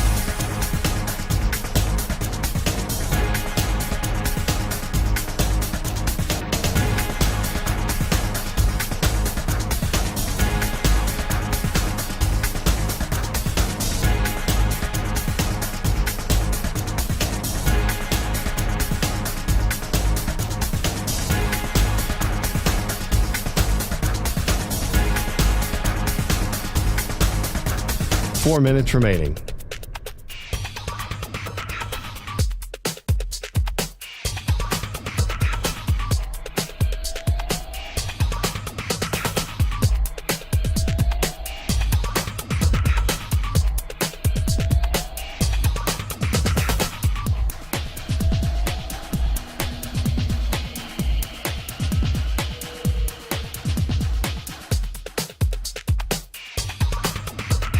Three minutes, 30 seconds remaining.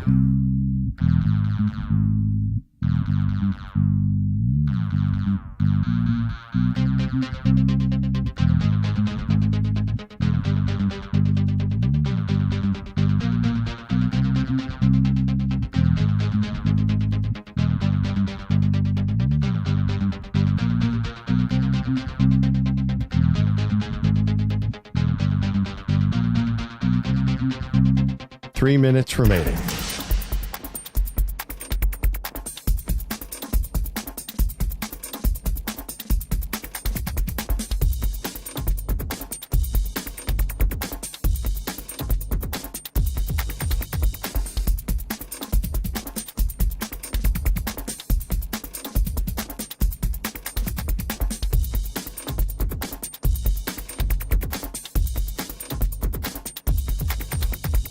2 minutes, 30 seconds remaining.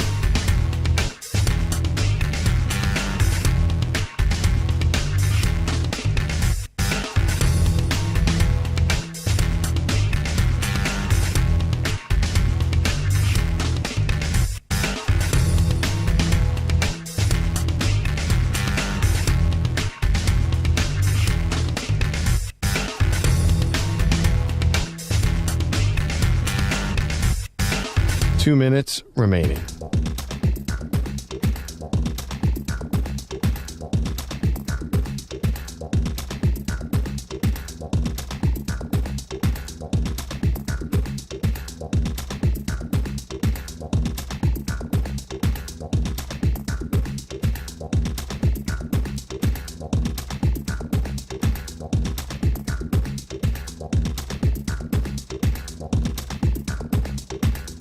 One minute, 30 seconds remaining.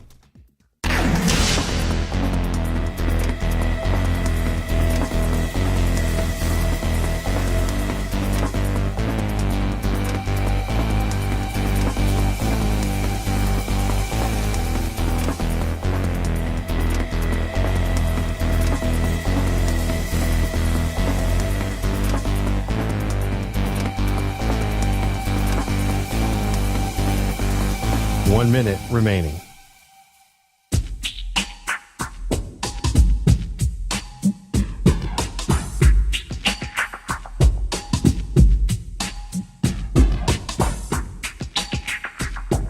Forty-five seconds remaining.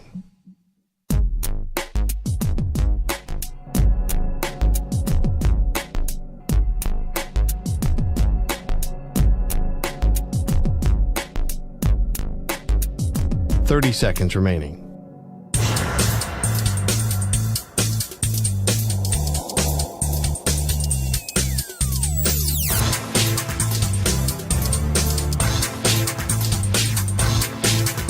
Fifteen seconds.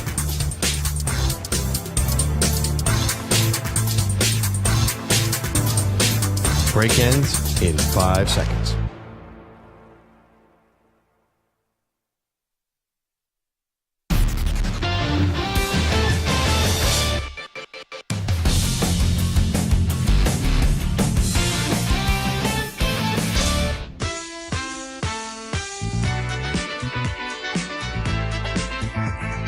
He's live. He's nationwide on CBS Sports Radio. I had no expectations for the Patriots heading into this season other than not making the playoffs. I was not a believer in this Patriot team. But why I'm waving the flag is they need to move on from Mac Jones at the end of this season. I still don't believe Bill Belichick is going to get fired. I still think when you win 6 Super Bowls and how close him and Robert Kraft are, that Bill Belichick will be afforded another opportunity next season. This is the Zach Gelb Show.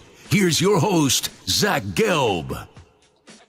All right, it is the Zach Gelb Show on CBS Sports Radio. So we all know Dan Orlovsky went viral yesterday when he was on the Pat McAfee show. And he was basically saying he's heard there's already a team that Belichick prefers to go to. And then Dan comes on this show. We basically quizzed him left and right on all those teams. He would not really give us an answer. And we love Dan Orlovsky, but I was trying to get the team out of him and just hope we could throw that question by very quickly. And, oh, yeah, where do you think Belichick's coaching next year? And he chuckled and he got what I was doing. But now, after hearing Dan on with us, he said he doesn't think Belichick's going to be with the Patriots next year. And about 5-6 weeks ago, if you would ask me that, I would have said absolutely. Bill would be on the Patriots next year coaching them. He would be afforded another opportunity. That's what happens. You've been with the team for 24 years, and you've won 6 championships. But with how many stories are really now getting out there, it's starting to remind me of Brady's final season at one Patriot place, where if you recall, it was before the Patriot-Jet game. I think it was on Monday Night Football. And Adam Schefter said, there's 3 options for Tom Brady next year. He's retired, he's playing somewhere else, or it's on the Patriots. And that last one of being on the Patriots is the one that I would least expect to happen this upcoming season. So when Schefter said that, it was like, whoa. And I was in a little denial because I didn't want to see the Tom Brady era end. And I was like, oh, is this Schefter reporting or is this Schefter just giving an opinion? Is it a mixture of both? And I like Adam Schefter too. And I know him a little bit. But when you heard that from Schefter looking back, it's like, yeah, that was really the moment, whether you wanted to believe it or not, that we knew Tom Brady was done in New England. But now there's been so many stories about Bill Belichick where it does feel as if this is going to be the final season for Bill Belichick with the Patriots. I still do believe Bill's going to go somewhere else. And I'm curious to see how that goes because I don't buy into this notion that Bill is now shot, Bill is now cooked, and Bill still can't coach in the NFL.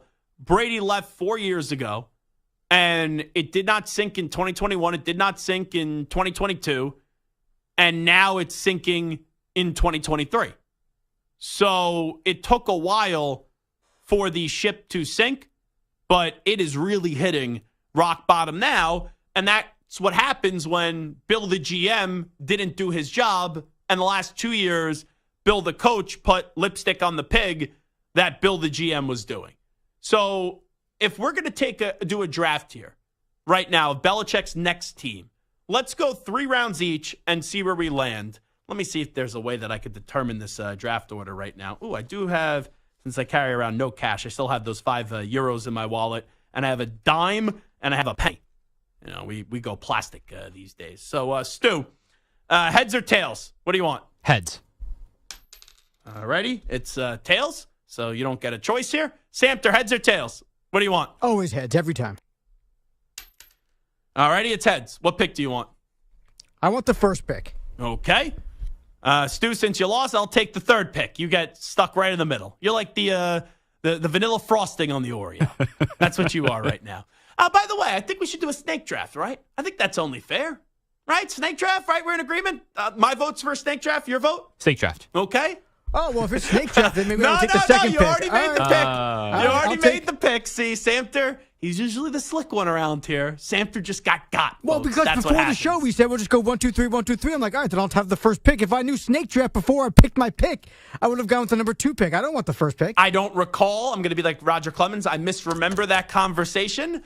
I don't remember having any dialogue with you before the start of the show. I walked in here, said hello, went into my local radio hit down the hall for WQAM in Florida, and then I sat down and I said, let's do the show. So, Samter, you did go first. Who would you like your selection to be here for Bill Belichick's next team?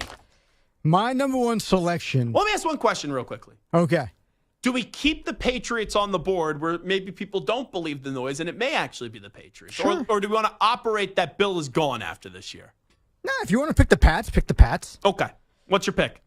So for me, I'm going back old school to the way it should have been back in 2000. Belichick should never have been a Patriot head coach. He was the Jets head coach for one day. You are such a troll. Aaron Rodgers is coming back next year. Robert Saleh is gone. We should have gave him the third Bill pick. Belichick is going to be the head coach of the New York Jets in 2024. That is the dumbest first pick ever. You know what that was? That was Jamarcus Russell. That is not going to pan out. Bill Belichick, I don't care what's right or wrong. I'm just telling you what I want to see. He hates the Jets. Remember the Parcells documentary? They were in the stadium. He wouldn't even go to the Jets locker room with Parcells. That's how much he still hates the Jets. All righty. Wow. Samter coming out from underneath the bridge like the little troll you are. Stu, who's your pick here? This is for where we think he's going to end up, right? Yes. Okay. Not where he should. Should, yeah. Chargers, I think with Herbert, I think Staley's going to be fired. They're 4-5. They're kind of a mess. You have a quarterback in Herbert who has a lot of potential. L.A., I think that's a nice fit for Belichick. I agree that's the best fit. I just don't think the Spanos family is going to spend the money. And we kind of had that happen when Sean Merriman was sitting here, and I said that to him, and Sean laughed because he knew it was true, but because of his relationship with the Chargers, we knew he was not going to go any further with that comment. I'm going to go to our good friend Mike Florio, who on this show made a viral headline 2 weeks ago and said he's hearing rumors, or some chattering, as what he liked to say on the show, that at the end of the year, Josh Harris is going to call Robert Kraft and try to get a deal done for Bill Belichick. So I will go with the Commanders. So 3 picks in, Samter takes the Jets, Stu takes the Chargers, and I go with the Washington Commanders.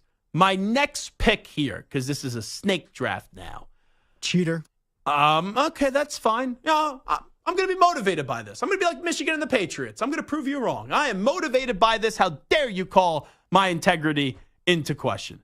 The next pick I'm going to actually throw a little bit of a curveball here. I don't think this would be a good decision on Bill's part.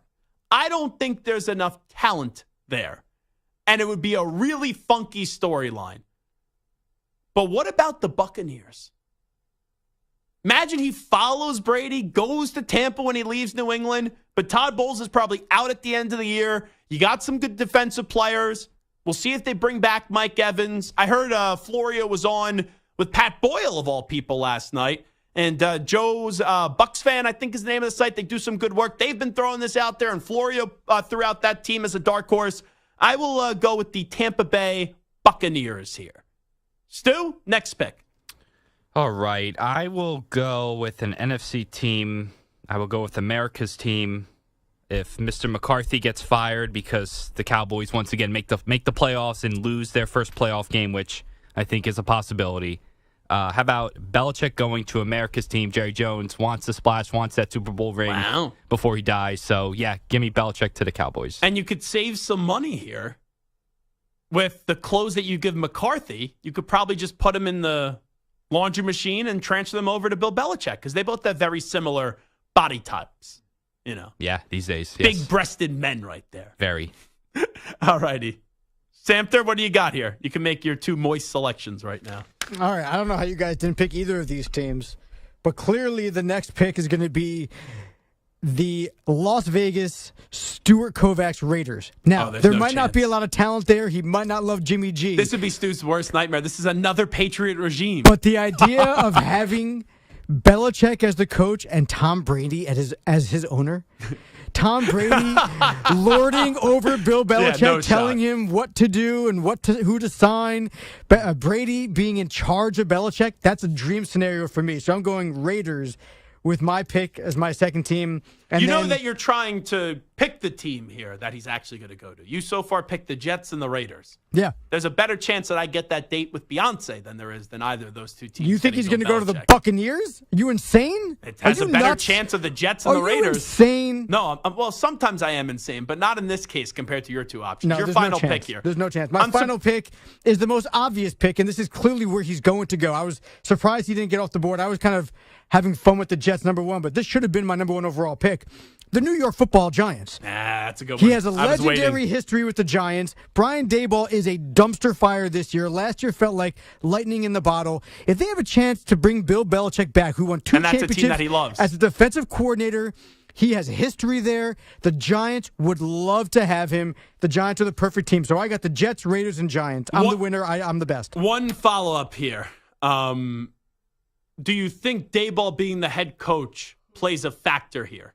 Because remember, you go back to the whole Brian Flores situation that started that whole dispute with the hiring process. It was Belichick texting Flores thinking he was texting Brian Daboll, and he was letting him know that, I hear that you're getting the Giants job. So does that play a factor since Daboll is a Belichick guy? He would be usurping one of his own to take that job. No, I don't think Belichick has that much loyalty. I mean, he has some loyalty, but not to the point where. True. And at the end of the day, I don't think that he's going to try to usurp Daboll. I just think Daboll is going to be out. Okay. And I think that the Giants could be out, and the Giants would want to take Belichick over him. So Belichick would basically be like tiptoeing as he was tiptoeing out of that house in Nantucket. Just kind of nudging the Mariners, being like, hey, don't forget about me. Wink, wink. It's swooping right in, right past Daboll, tiptoeing right out of that Nantucket mansion, going right to the swamps of Jersey, maybe getting a sandwich at Harold's Delicatessen. All right, Stu, who's your final selection here? I'll throw a really dark horse here, meaning it's probably not going to happen, but if the Panthers do get the first pick and Belichick likes Caleb Williams. Wait, but hold on. The Panthers, they don't have their first overall pick, remember? Oh, that's true. So they traded that totally, well, it would be the Bears then. Damn it. That was my pick. I just messed it up. Have the first pick. You almost got me there. If the Bears have the first pick, then I can see Belichick going to the Bears. And I know that Jerry Jones, right, going back to the Cowboys, he brought in Bill Parcells. So maybe he would step aside in some way. I do have a tough time seeing Jerry Jones and Belichick getting on the same page. I have a tough time. If Jerry still wants some control and still wants the power, that would be, I don't think you're bringing in Bill if he doesn't have all the power. So now I have to give you a final selection because I thought I was going to walk away with the Bears here. And then I put my own foot in my own mouth and mess things up here. So let me see where I'm going to go. Okay. What about a coaching trade? Okay. This could have some legs. We know Robert Kraft was sitting next to Mike Vrabel, who they just put in the Patriot Hall of Fame. We all think this is going to be a trade via picks. What if Belichick gets traded to Tennessee and then Tennessee trades Vrabel to New England? I think that would be fair. Be fair. Be sided towards the Patriots in terms of trying to move on with the next 10 years or so of their franchise, but I will go with Tennessee. So Samter's picks are the Jets, Raiders, and Giants. Giants are good when you finish strong there. Nice job, Samter. Stu goes with the Chargers, Cowboys, and Bears. I could see 2 out of the 3 happening. And I take the Commanders, Buccaneers, and the Tennessee Titans. That's what I go with for Bill Belichick's future. You guys are both embarrassments.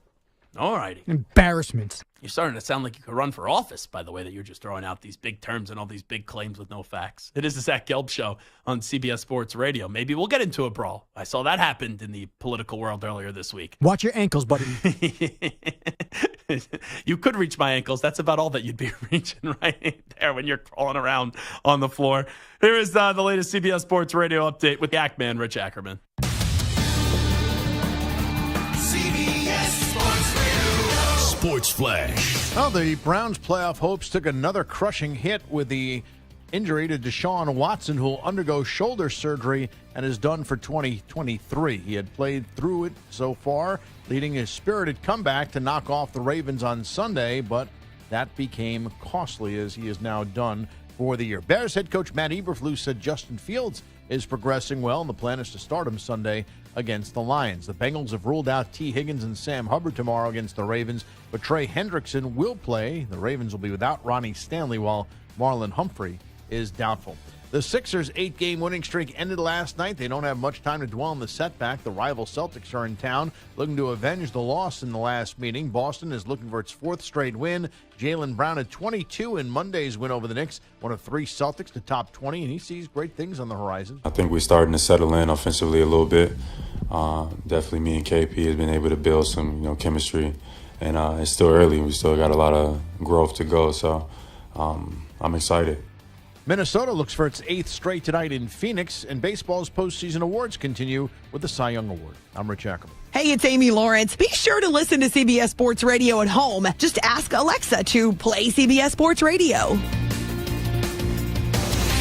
CBS Sports Radio.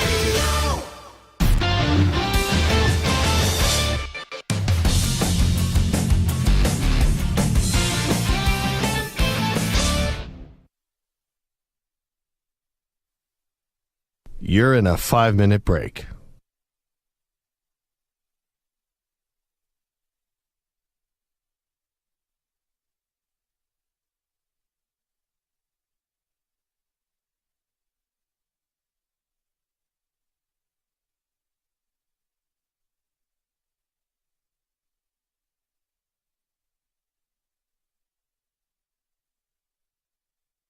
Four minutes, 30 seconds remaining.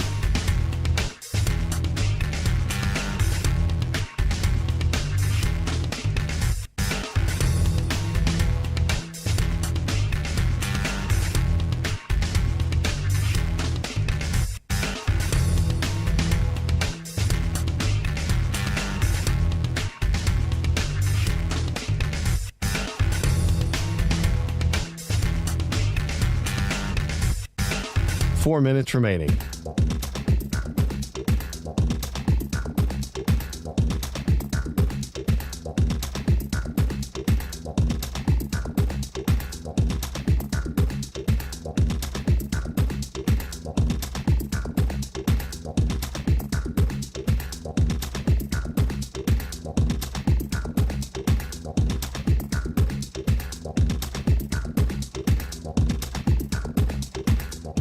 Three minutes, 30 seconds remaining.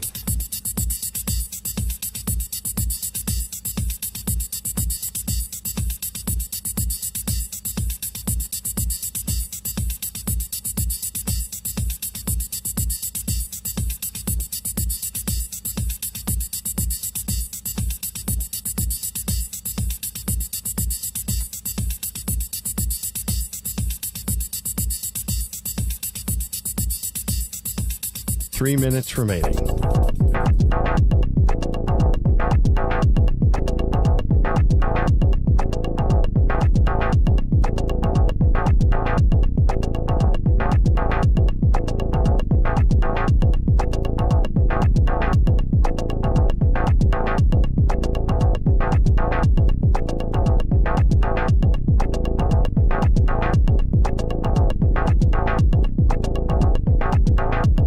Two minutes, 30 seconds remaining.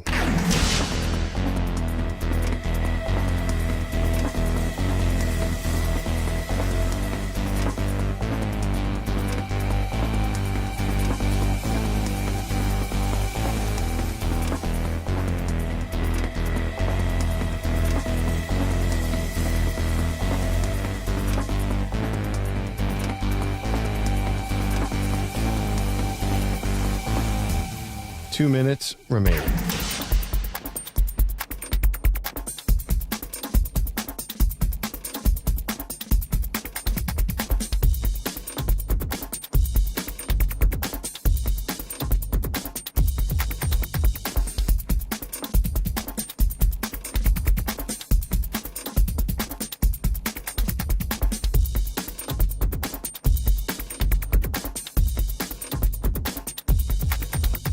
One minute, 30 seconds remaining.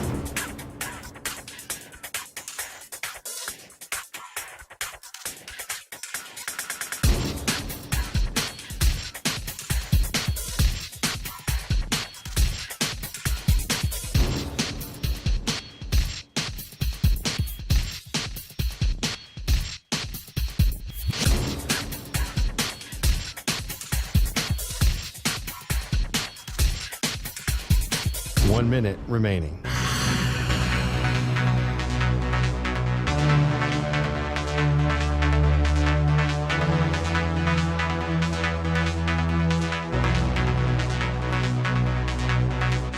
Forty-five seconds remaining.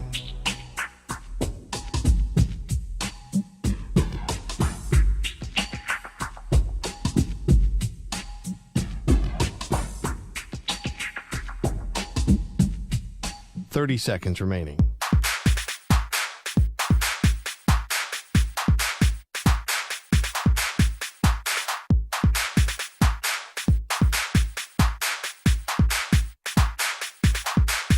Fifteen seconds.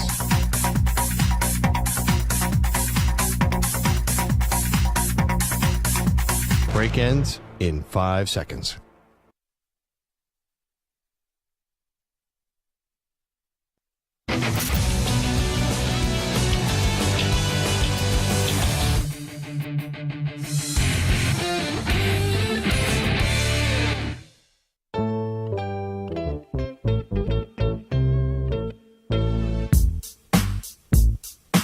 Now back to the Zach Gelb Show. Alrighty, this is Zach Gelb Show on CBS Sports Radio. Time to update you on some of the biggest stories in the world of sports with some audio. Let's get to a news brief.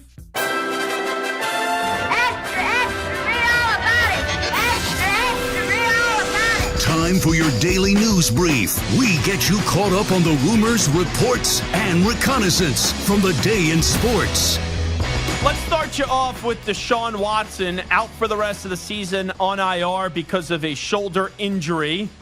We all thought after the game, and we knew that there was things in the past with his shoulder. We were all wondering what was happening when he left the game right before halftime and didn't miss any time in the second half, and they were told it was an ankle injury, and Deshaun Watson said he was fine. It further came out that, yes, there was an ankle injury, but there was also further damage to the shoulder. Deshaun Watson was trying to delay surgery, and the organization was like, not so fast, my friend. And here is Deshaun Watson if he was surprised by the decision that was eventually made. Yeah, I'm still in disbelief. I'm still, I said, just trying to process all the information that I've been getting since last night. It's tough. I've felt like we were turning the corner to really make a run, and I still believe we still will. With the guys in this locker room.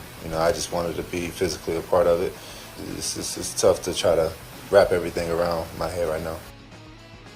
Yeah, I don't think you guys are going to make a run to go do damage and go be a legit Super Bowl contender, which maybe you were somewhere on the fringe of doing that at 6-3. being right in the smack of that AFC North race. Now, if it's Dorian Thompson-Robinson, who they said is going to be the starter, and P.J. Walker backing him up, like, you could win some games because of your defense. But that's a lot of the problems right now inside the AFC North. You have all these great defenses, and it's like, all right, the Steelers' offense stinks. Now the Browns' offense is without Watson, and we know Chubb is done for the season. So even though the Bengals haven't been great, we know what Joe Burrow is, and we know what Lamar Jackson is. So those two teams, the Ravens and the Bengals, become the two best teams inside the AFC North, when yesterday there were legitimate questions on who would be the best team in the AFC North. Let's go to Jerry Jones. He was on with Sean and RJ on 105.3 The Fan. Does he believe Dak Prescott is an MVP candidate? I do.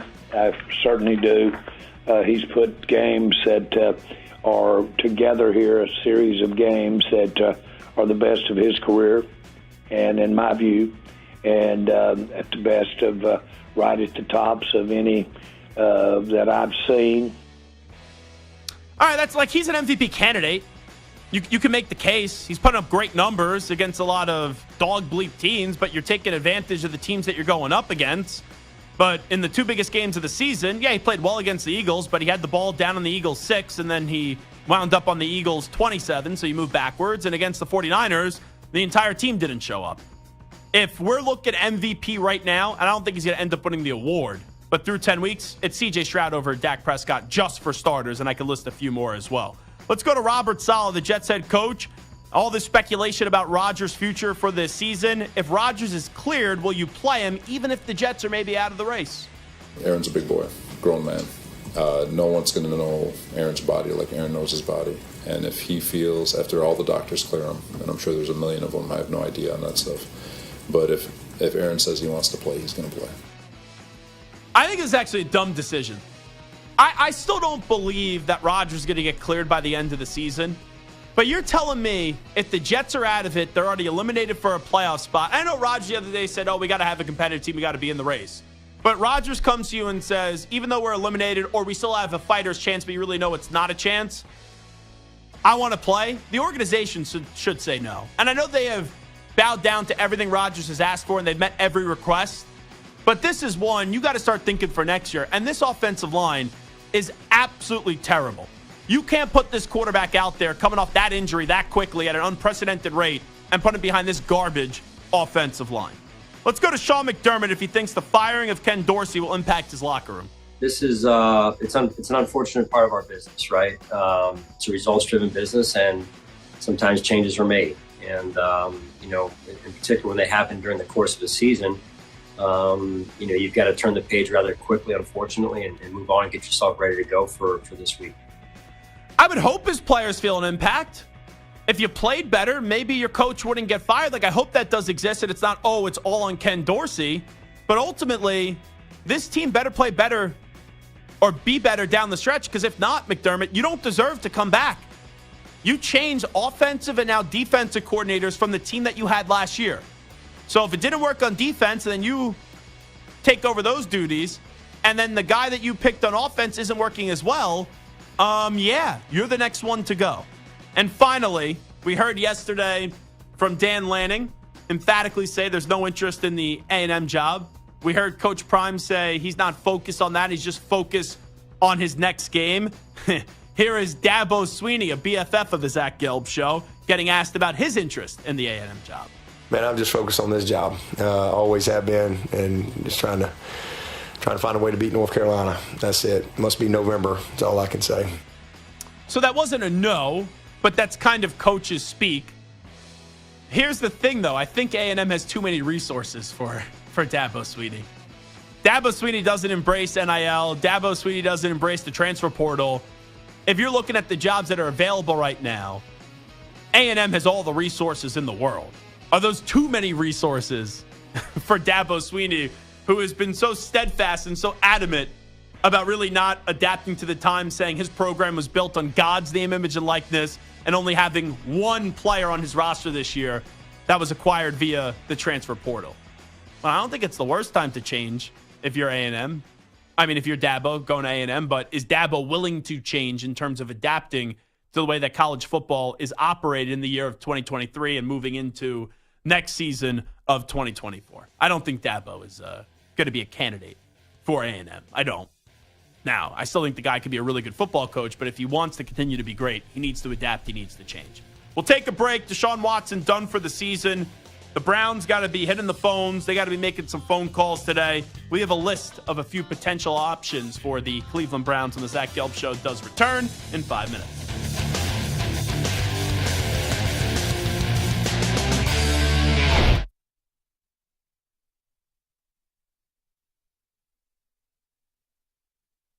You're in a 5-minute break.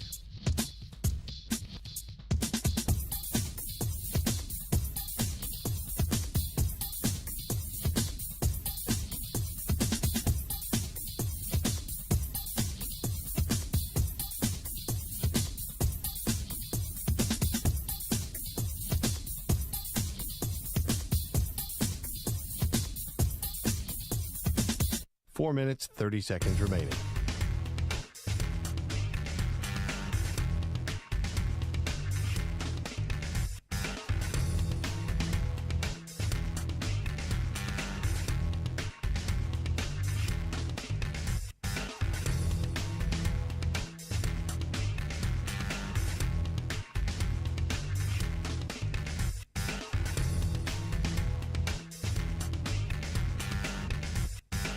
Four minutes remaining.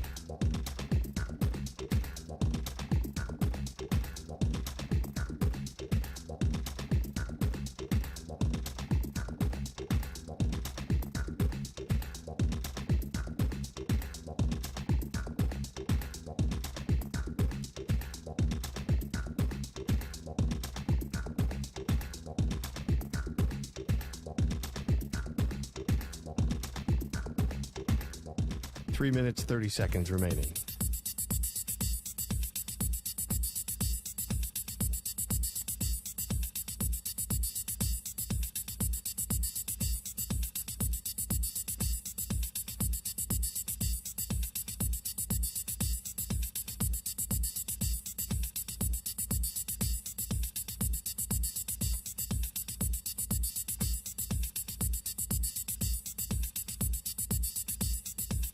Three minutes remaining.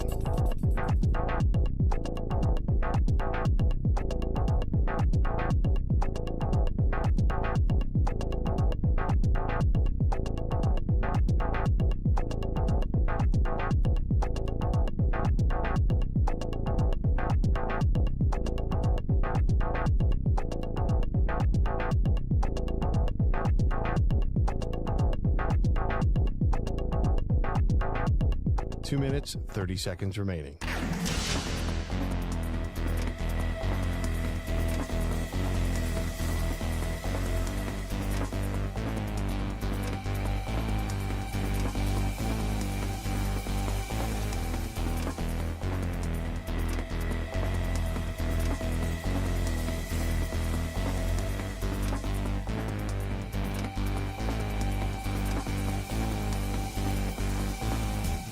Two minutes remaining.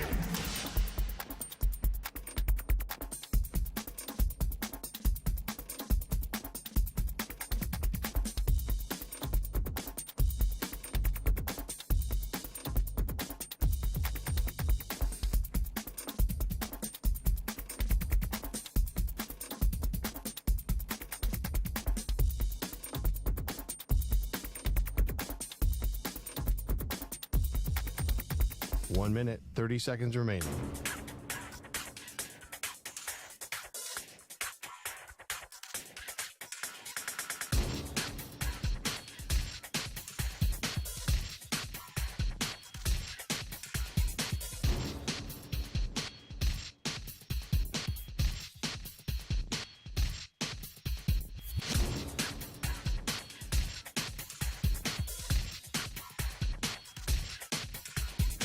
One minute remaining.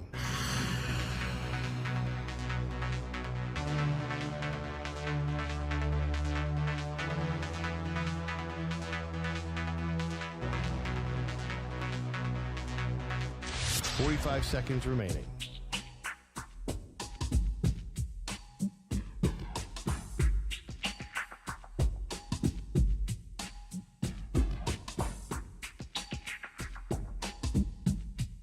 Thirty seconds remaining.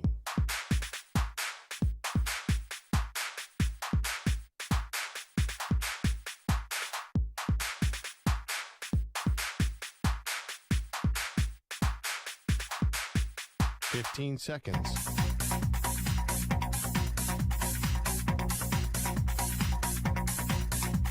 Break ends in 5 seconds.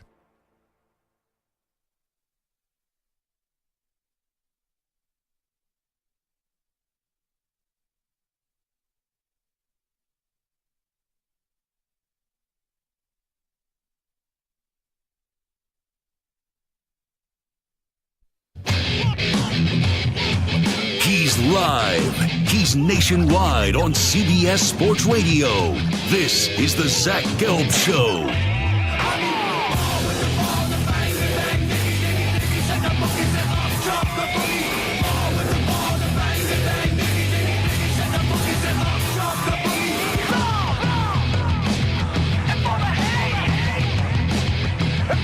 Here's your host, Zach Gelb.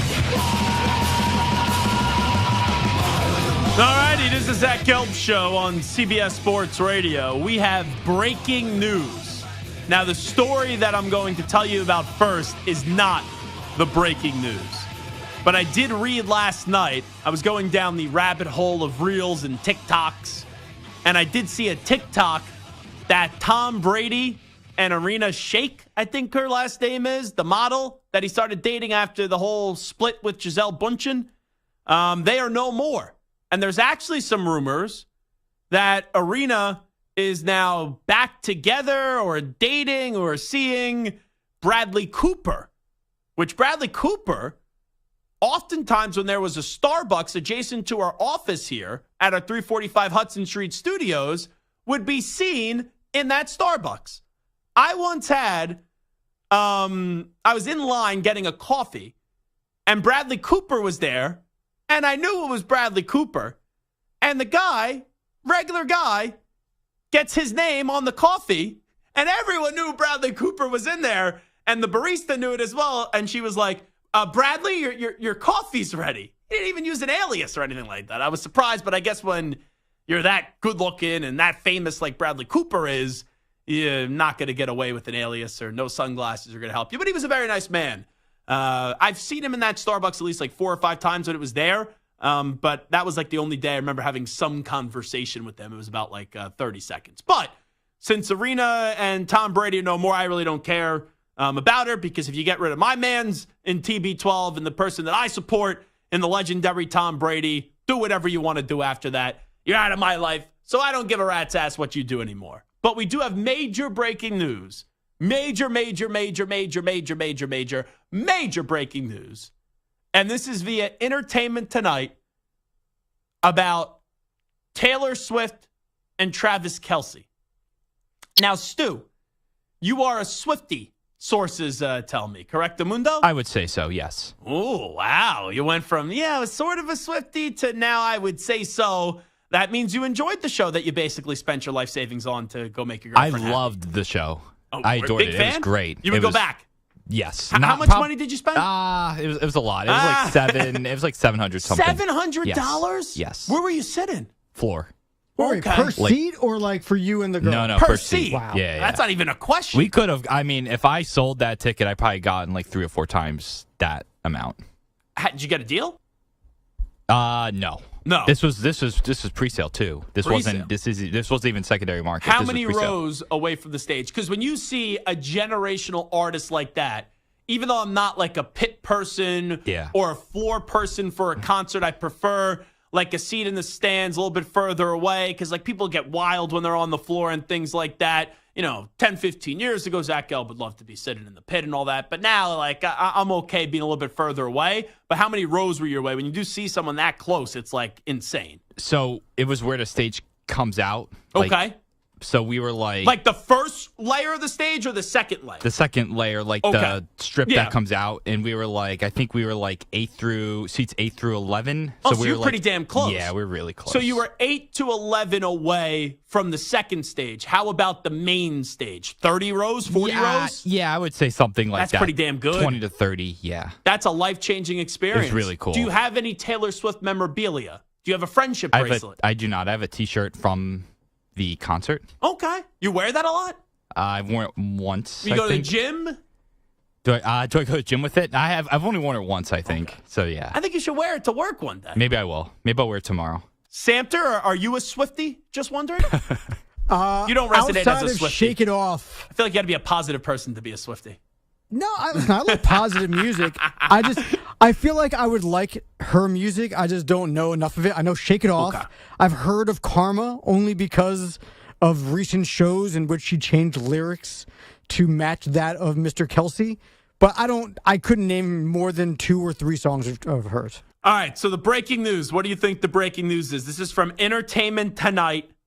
They have 2.2 million followers. At first, I was so taken aback by this news. My jaw hit the floor. Yeah, I had to make sure, and it has the yellow badge on Twitter. This is legit Entertainment Tonight.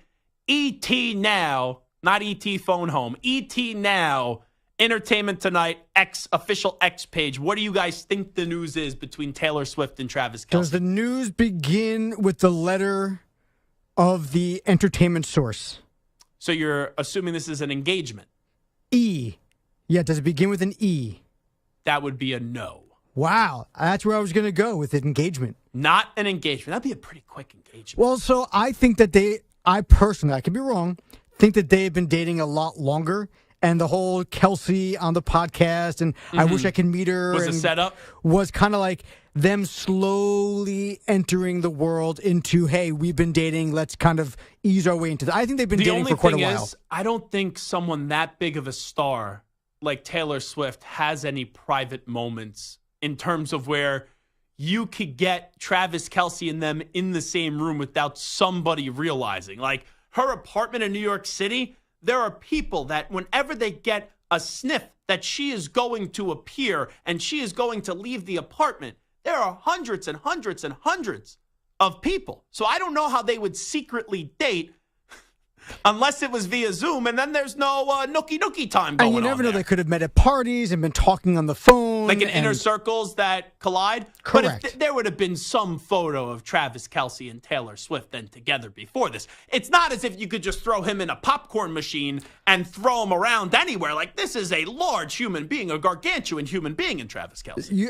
Listen, apparently I'm incorrect because the engagement is not the reality. So now there's one other side of it that I'm potentially going, and I'm hoping I'm not right about that. Well, you only get one guess. So, Stu, what is your guess? If it's not engagement, would you guess that this was a breakup? I'm not guessing that.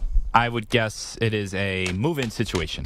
That's my guess. Ooh, that they'd be living together. That would also be a little bit quick. I did read that Taylor was, he just bought a new house, and I read that she was looking at potentially buying a new house. So maybe they're buying a house together?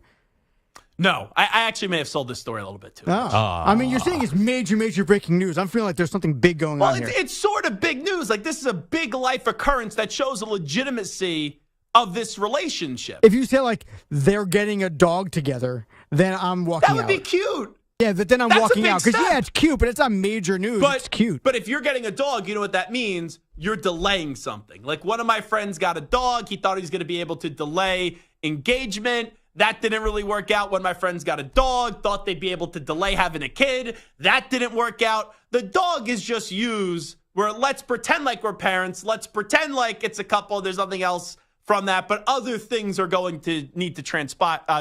Now, you may just want a dog because dogs are cool and cute and awesome and cuddly and lovely to have. But usually when a couple gets a dog, it's like delaying the inevitable. She's also more of a cat person, so I don't know if that'll work. Really? Stu. That breaks my heart. Stu! It She has two really cats. does. Well, first off, just telling you. Samter He's such a Swiftie. I love it, Stu. Samter actually got the lead here. Notre Dame, Raiders, Swiftie.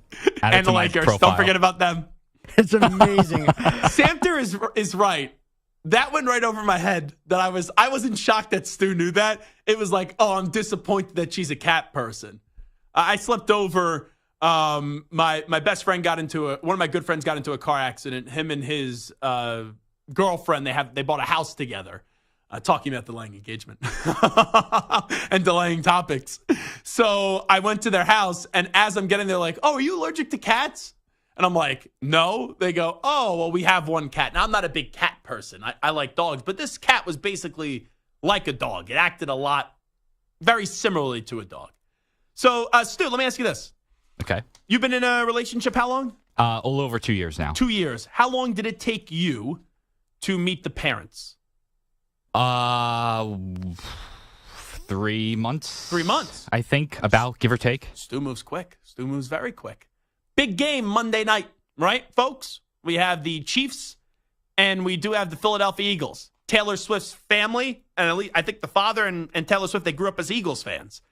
We all know Travis Kelce plays for the Kansas City. How about those Chiefs? And also, Jason Kelce plays for the Philadelphia Eagles. So it's a whole Kelce party. E.T. has learned that Taylor Swift and Travis Kelce's parents are expected to meet for the first time at Monday's Kansas City game where the Chiefs and Eagles are scheduled to face off. That can't be right. She's met Donna Kelce multiple times. But both parents, everyone involved there. Not just Donna Kelce. Papa Ed. By the way, did you, during that whole Super Bowl week, the Kelces are together. You would think they're like one big happy family, no issues whatsoever. I had no clue that they were divorced, that they were separated, and that when Travis and Jason were growing up, they were sleeping in separate beds. I remember doing my show. I was doing my show. Adjacent to my show was the Kelce podcast. Travis and Jason Kelce were doing the show at Radio Row right next to us. And actually, Maggie Gray kind of big-timed the Kelce family. She kind of big-timed them. Where the parents walked right past. It was Bill Ryder, Andrew Filipponi. It was Maggie Gray and yours truly. And the parents waved to us. We go, oh, congratulations. And Maggie, since she was turned away from the people that were crossing, didn't even turn around. And then Maggie realized what happened. She's like, I just big-timed the biggest story of the week. And it was very funny. But I never knew that those parents were divorced. Kind of crazy with the way that story was portrayed. So Big Papa Ed Kelce, Donna Kelce, and then Taylor Swift's parents are all going to be together Monday night. I guess under one roof in one luxury box for a little Kansas City Chiefs and the Philadelphia Eagles. Big story right there. You know what? I think it would have been a bigger story if I didn't just see her change the lyrics to her song in Argentina and then run off the stage and make out with Travis Kelce sitting backstage and then, walk in with him. That to me was the bigger, holy crap, this is legit. He flew to freaking South America and she changed the lyrics of her song to include him and then ran backstage to kiss him. This is They're big a legit time. couple. Yeah, this is big time. I'm actually hearing wedding bells. I hope that this ends in marriage. I think they are perfect for each other. I think they are a good couple. And with how many people tried to say that this relationship wasn't legit, I hope it goes all the way here. I have to ask Stu this because Stu would know better. That would be bigger, by the way, than the royal wedding. Remember the royal wedding that occurred? And it was whatever. Blah. There was a lot of controversy after that, too. Between, Prince Harry and Meghan Markle? That was a big deal. I remember doing the weekend overnights here, and that was on in this studio. And we had to comment on it. That was not an American thing. In America, this would be the royal wedding. Yeah, this would be our royal wedding. This was Taylor our Swift Jay-Z and Beyonce, Kelce. but Yeah. But this feels bigger because the courtship has been so public. But also, so obviously, I'm a huge Beyonce fan, and I'm a big Jay-Z fan. One of my favorite musicians ever, right after Bruce Springsteen. And I went to the Jay-Z museum that they actually made in Brooklyn, which was awesome. But now with social media and the level of ridiculousness that social media got to, the coverage of that wedding would be out the wazoo. It would absolutely be bonkers.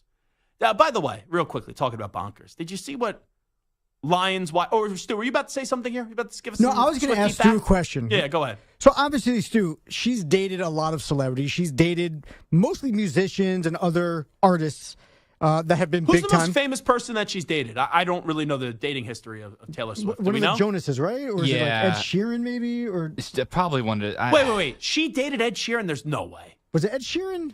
No. One of the Jonases or something. But she's dated some big I time once names. saw an Ed Sheeran interview. It's one of the great lines of all time. He goes, God gave me the gift of playing guitar because if you see an ugly kid like myself and he doesn't have the ability to play the guitar, there would be no chance that he would actually ever get laid. That's one of the all-time great Ed Sheeran lines. So Joe Jonas, Taylor Lautner, John Mayer, those are some of the bigger names. The John Mayer one, you're right, I knew about. Yes. Oh, those are big names. So, and then, I'm seeing another list. Tom Hiddleston, who played Loki, right? So, you have Jake Gyllenhaal, apparently he's one of the guys. So what's your Harry question? Styles is the guy that I was thinking of. Did you see, by the way, he shaved his head, Harry Styles? Yeah. It's very interesting. What is he doing? But so there's a lot of big names here, but I don't remember any of these names, like, being such a big deal. Like, I remember the John Mayer thing being big because she wrote a song about it, but at the time of her dating him, it didn't seem like this huge thing. Stu, as a Swiftie, has this courtship of her with Travis Kelce felt different, felt bigger, or is it just because we're in the sports world, we're noticing it more? No, it's bigger. I think it's definitely bigger. And it's kind of bringing the two sides together, like the Swifties and the sports fan kind of all intermingling them together. By the way, I got to bring this up, and then we'll hit the break. We'll do Take 5 Wednesday, and we'll circle back on this Deshaun Watson topic later. That's sometimes what just happens on the show. We start talking about Taylor Swift, and you never get off the topic. Did you see what Lions wide receiver Jameson Williams did? I don't even know if the Weedos and the Purple Drinkers would do this if they were severely intoxicated. Like Brian, I don't even know if he would try this. Maybe he would. Jameson Williams, this is on TMZ, topped his McDonald's burger with a McFlurry this week. Now, let me be clear. It's not as if you ordered the McFlurry and then you ate the McFlurry after eating the burger. He opened up the burger and put the McFlurry on the burger to enhance the flavor, he said. What do you think about that ruling? Love it. Love it. Ice cream and meat? Yeah, absolutely. I need some performance-enhancing substances, let's just say, if I'm going to be eating ice cream on the burger. Actually on the burger. Oh, yeah, that's good, though. Stu? I would try it. You would try it? Yes. Okay. I've never had anything like that, but, it's intriguing. I guess I really have no standards. I am the dope on this show that ate ranch dressing covered in ice cream. Yeah, like I'd rather have that than the ranch and ice cream. Oh, absolutely. That wasn't I enjoyed doing that. We just tried it. And actually it wasn't that bad, but it was not something I'd go back to the well. I think my quote was that got picked up by Awful Announcing. It tastes like crap, but it's actually not that bad. And I got a lot of messages. What the heck does that even mean? Are you a moron? You know what my biggest surprise here is about this? Now, I haven't been to McDonald's in a while. But when I used to be like really heavy and go to McDonald's, anytime you went to Mickey D's, I felt like the McFlurry machine was never working. So what's the plug that Jameson Williams has? Maybe there was a reason why he was betting. He was in cahoots when he was making those bets with the Detroit Lions, with the person at McDonald's. They were working together, and then the winnings got the McFlurry machine fixed out. That's what I think actually may have happened there. Because this guy has some sick fetish of putting the McFlurry on top of the burger. So that's my latest theory. Anyway, I'll shut up because it's time to take a break. It is the Zach Gelb Show on CBS Sports Radio. Take 5 Wednesdays. Next, we'll give you my top 5 teams in the NFL and college football. You're in a 5-minute break.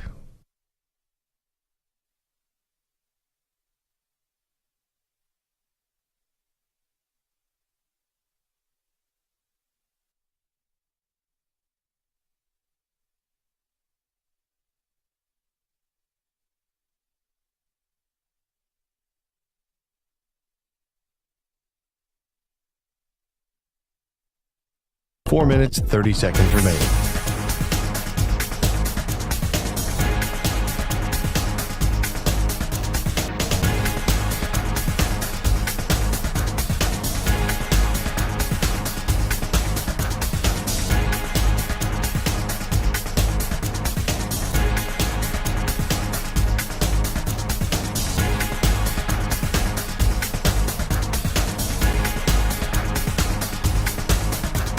Four minutes remaining.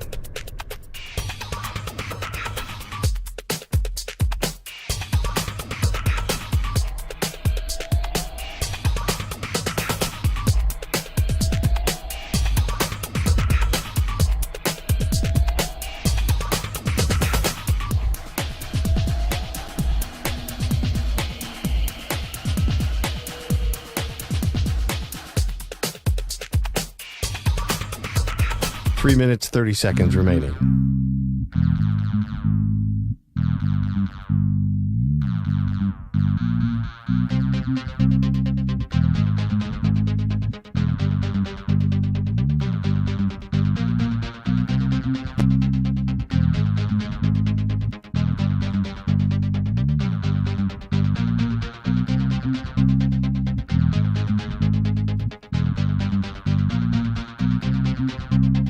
3 minutes remaining.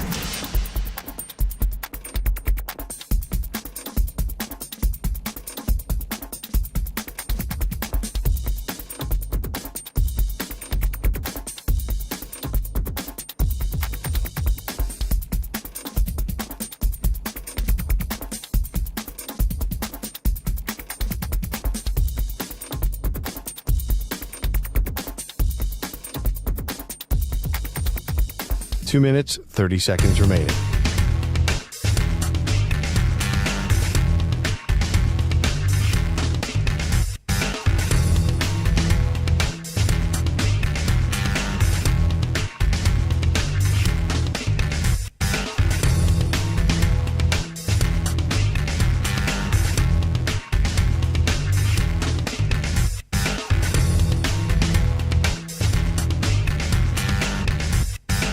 Two minutes remaining.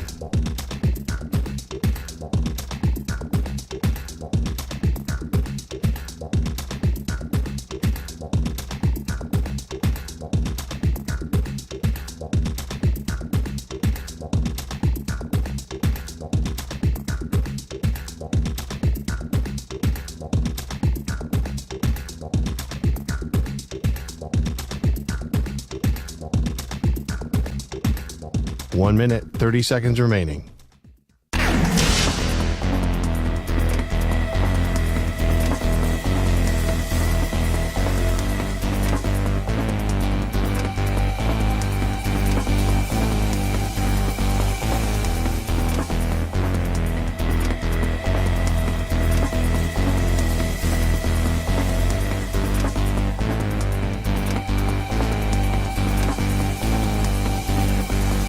One minute remaining.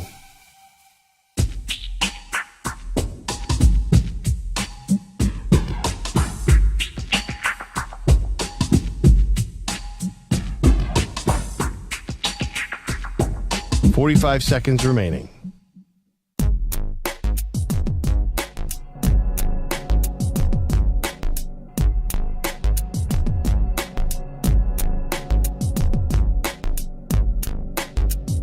.30 seconds remaining.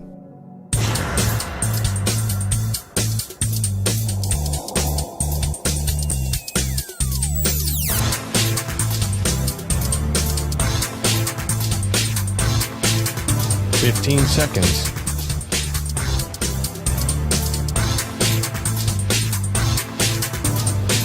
Break ends in 5 seconds.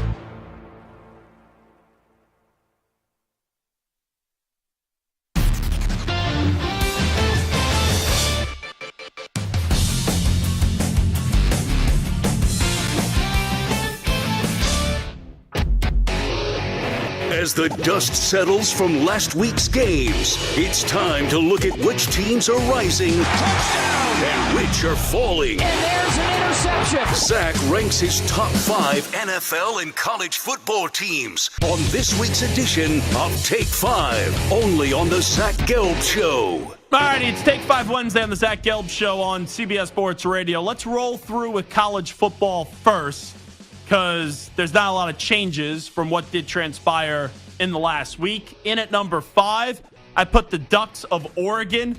Oregon may be the hottest team in college football right now, and you could make the case that they are one of the more complete teams in college football. And I've been impressed with, after they lost when they failed to make that field goal to force the game into overtime against Washington, how they responded with the vengeance. And we've seen them beat Washington State 38-24, crush Utah at Utah 35-6, destroy Cal 63-19. And even though USC is reeling, you had a USC team that has a good offense, and you were still able to defeat them 36-27. Oregon wraps up the season with Arizona State and Oregon State, and I hope we see Washington and Oregon back in the Pac-12 championship. In at number 4, I do put Florida State. Florida State, their wins haven't aged well, but I think we need to look at those wins when they occurred. And that victory to start the season up against LSU, where they wiped LSU off the field in the second half, that was such a dominant performance, maybe one of the more dominant performances we've seen in college football this year, outside of Oregon going up against Utah, but LSU was portrayed to be a better team than Utah was at any point of the season. In at number 3, Washington. I know they went through that 2-week kind of scare where they were playing with fire and the games were close and they had to gut it out late. But Washington, I think it's a joke that they're ranked by 5 by the College Football Playoff Committee. And the last 2 weeks, they got back in the good graces, I guess, of America, still being undefeated 10-0, taking care of business against USC by 10 points, putting the nail in the coffin for Alex Grinch. And then last weekend, taking advantage of Utah as well. Rest of the way for Washington, Oregon State. That's a great game this weekend at 7:30 p.m. Eastern. And then they wrap up the season with Washington State. But right now, the Huskies, they have the best win in the country when they did take down Oregon by that final score of 36-33. Michigan, first legitimate win of the season, and it was dominant fashion. I don't care what the final score says. That defense exposed Penn State offense, which is really all hype and all sizzle, and they haven't put it together this year in their 2 biggest games of the season. We saw that Penn State offense not show up against Ohio State and not show up against Michigan. And then offensively, that is maybe the most dehumanizing performance to an opponent that we've seen in college football this year. Where what I mean by that is Michigan said, we don't need to throw the ball with J.J. McCarthy. It's not because they didn't trust J.J. McCarthy. It's not because they didn't believe in J.J. McCarthy. They knew that they could just line up their offensive line with Edwards, with Corum, also the mobility of J.J. McCarthy, and run right through a very good defense of Penn State like a hot knife through butter. And Manny Diaz, my friend Snake Diaz, the defensive coordinator at Penn State. How about all those signals that you were given? How about, on 3rd down, get up, make some noise? Jeez. You talk all that smack, you post that video before the game, and your defense doesn't even allow the team in the second half. And the team in the second half, they look right at you. They go, we're not even going to throw the ball. We're just going to run, and have some fun. Bad look for Manny Diaz. And it also got the offensive coordinator fired, as Jurisic is now out of a job, and James Franklin, who is now 3-17 up against top 10 teams, continues to get exposed. And then at number 1, it's the Bulldogs of Georgia. Remember when people thought Georgia was vulnerable? And I said, Georgia being vulnerable is like when people say Kansas City's vulnerable. Now Brock Bowers back for this Tennessee game, quicker than what anyone really thought. And look at what Georgia's done the last 2 weeks. Missouri gave a good effort. Give credit to Missouri. They're in the top 10. That's a good job by the College Football Playoff Committee. But you had a top 10 Ole Miss team last weekend, and it wasn't even a game. 52-17 was the final score. So there's my top 5 in college football. Oregon 5, Florida State 4, Washington 3, Michigan 2, and Georgia in at 1. Big Mike CBS. Speak now or forever hold your peace. I mean, you do week after week after week. Mm-hmm. I mean, the former number 1 team in the country, now number 2. The Ohio State Buckeyes, you left them off the list. I understand that Oregon is good, but they have a loss. How can you leave the number 1/number 2 team in the country off your top 5 list? So I will say this. After seeing Michigan's performance up against Penn State, it does reiterate to me that I believe Michigan is a better team than Ohio State. But I went from thinking that game would be a 14-point game to it probably now being a 7-point game.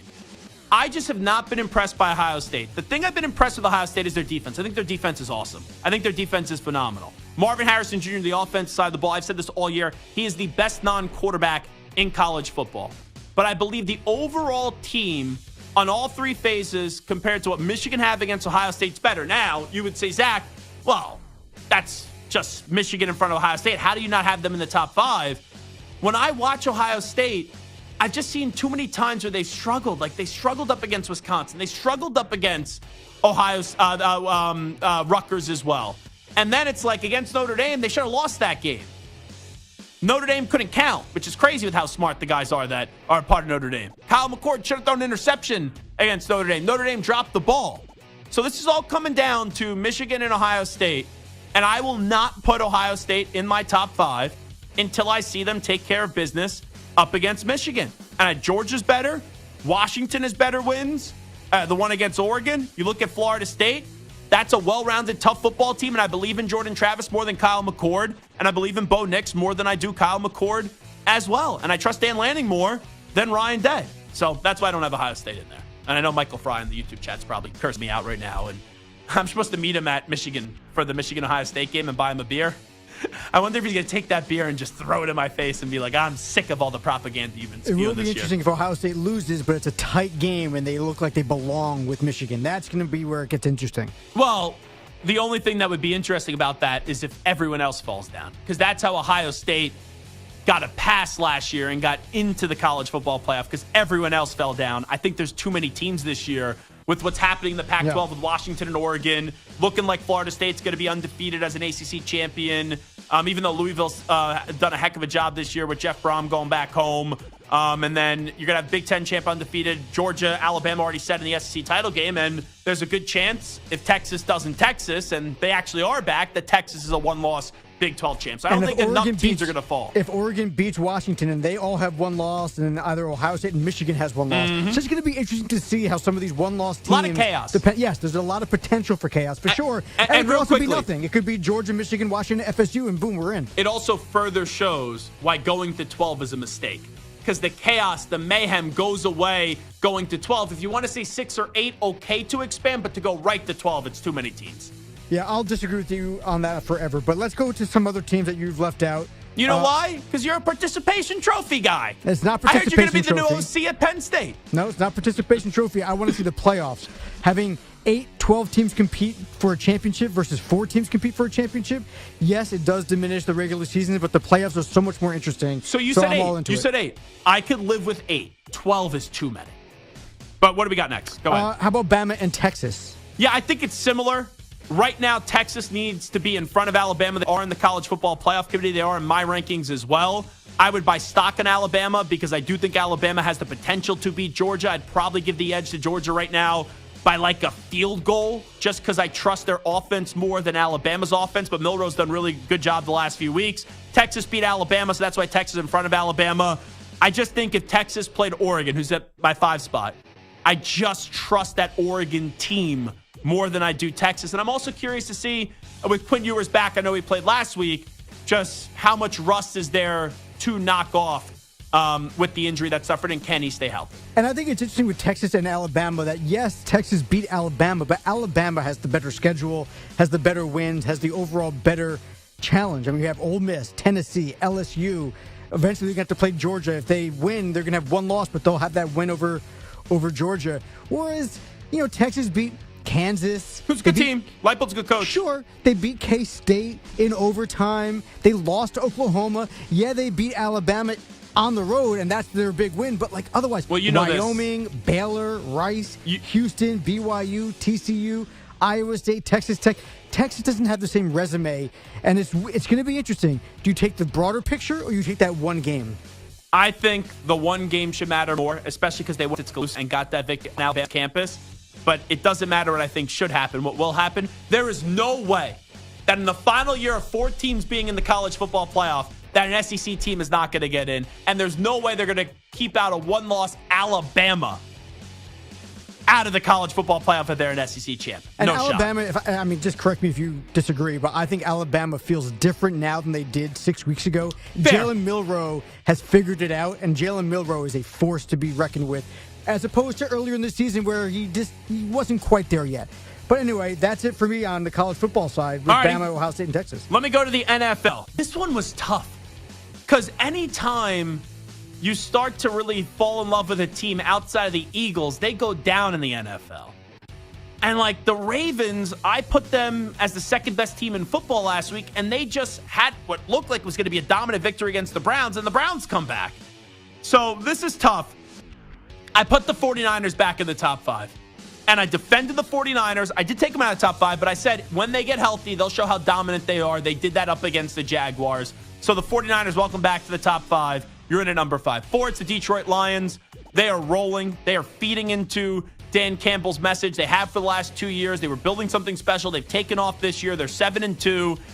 They did lose to the Seahawks. They did lose to the Baltimore Ravens. They lost to the Seahawks in double overtime too. But their schedule is pretty easy peasy. I would be surprised if they're not the number 2 seed in the NFC. 3, I know they lost. Kind of a little bit fluky how it happened at the end. Very quickly had a big lead. Then an interception occurred.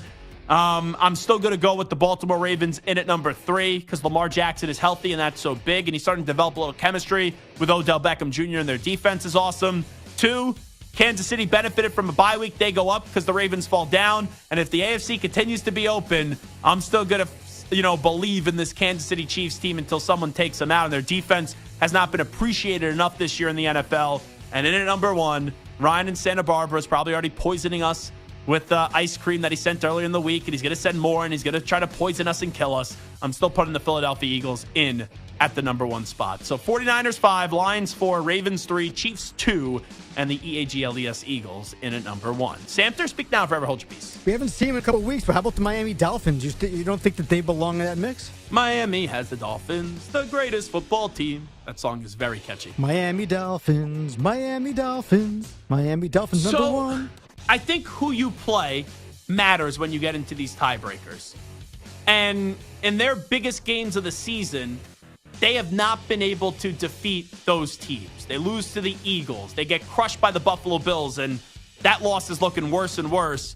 So I see Miami. They lose to Kansas City when Kansas City only scored 21 points and they had a defensive touchdown. Like, they held that offense to 14 points, and then Tua let them down at the end. So not performing well and getting one of those victories against the good teams, and then Tua on that sequence in Germany up against the Chiefs, underthrowing what would have been a game-winning touchdown, a wide-open touchdown, or a game-tying touchdown, and then the next play fumbling the snap. Good team, but not a great team, and that's why they're not a top 5 team. I mean, this team was rolling, and obviously they got bad news today, but do you think the Browns have a chance to crack that top 5? And I said, here we go again. It's the Cleveland Browns, and it's 1st and 10. Here we go, Brownies. Here we go. Oh, no. No longer. Woof, woof.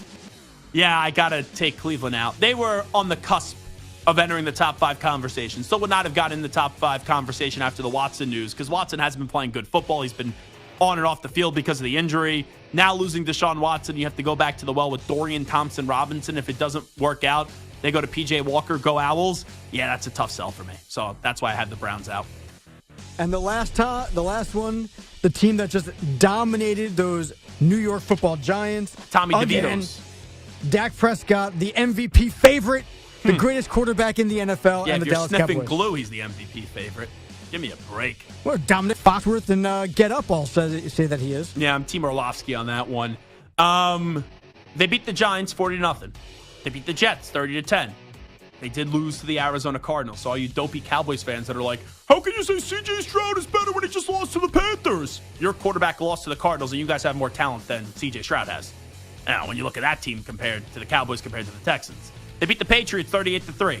First big game of the season. 49ers, they got smacked around 42-10. You beat the Chargers, who were basically the Walmart version of the Cowboys, 20-17. Then you beat the Rams, who are not the Rams of 2 years ago, 43-20. You lose to the Eagles, even when your quarterback plays well, but he choked with the game on the line. And then you crush Tommy DeVito 49-17. You'll crush the Panthers again this week, and you'll probably smack the Commanders on Thanksgiving. You see a trend here? Their 2 biggest games of the year, that Miami Dolphins did. That's what they did. We're verbing the Miami Dolphins? That's probably not fair because they cowboyed it. This is what the Cowboys do.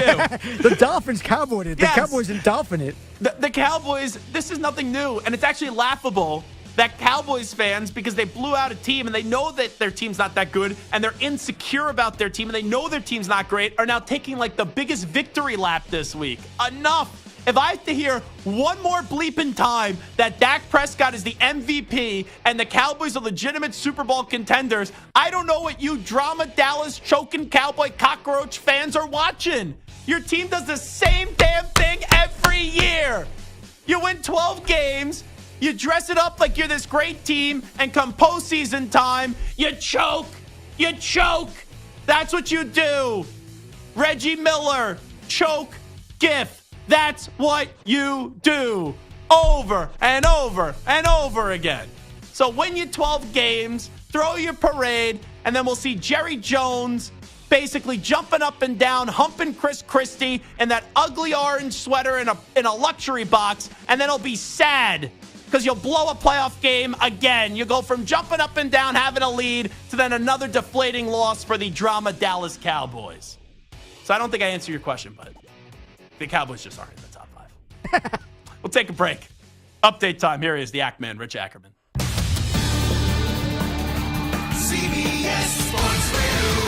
Sports Flash. First it was Jack Conklin, then Nick Chubb. Now Deshaun Watson done for the season. The Browns lost their quarterback to a fractured shoulder. He'll undergo season-ending surgery. Cleveland is currently at 6-3 after Watson led the Browns back on Sunday in a win over the Ravens. Dorian Thompson-Robinson is now the starter. One quarterback out, another coming back. The Bears expect to start Justin Fields this Sunday against the Lions. The Bengals have ruled out T. Higgins, Andre Yoshevas, and Sam Hubbard for tomorrow night against the Ravens, but Trey Hendrickson will play. Bonnie Stanley is out for Baltimore, while Marlon Humphrey is doubtful. Northwestern is reportedly expected to name David Braun the full-time head coach after going 5-5 since taking over for Pat Fitzgerald. The Sixers saw their 8-game winning streak end last night and will try to recover tonight when they face the Celtics. Boston is now 8-2 after 3 straight wins and looking to avenge one of its 2 losses. And the Timberwolves now own the longest streak in the league. Minnesota goes for its 8th in a row in Phoenix. And the Cy Young Award winners will be announced tonight. The Yankees' Garrett Cole, the front-runner in the American League, after leading in several categories. The Padres' Blake Snell expected to take the National League honor. I'm Rich Jacob. CBS Sports Radio is everywhere, at home, in your car, and of course on your phone and tablet. Find us on your local affiliate, Sirius XM Channel 158, or the free Odyssey app. CBS Sports Radio.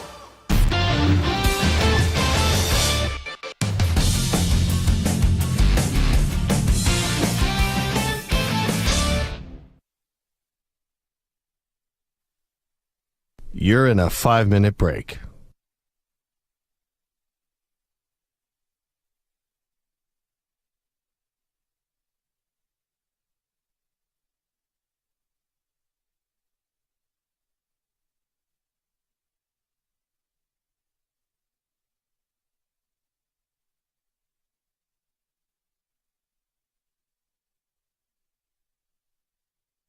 Four minutes, 30 seconds remaining.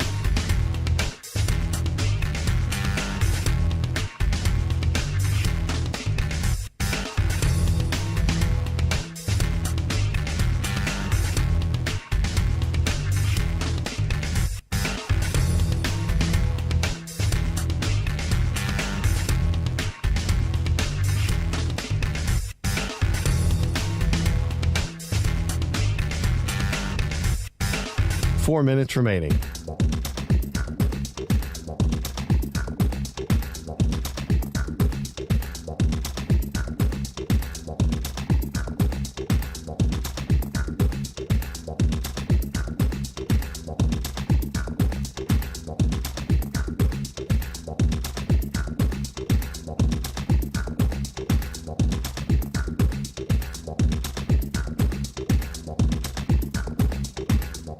Three minutes, 30 seconds remaining.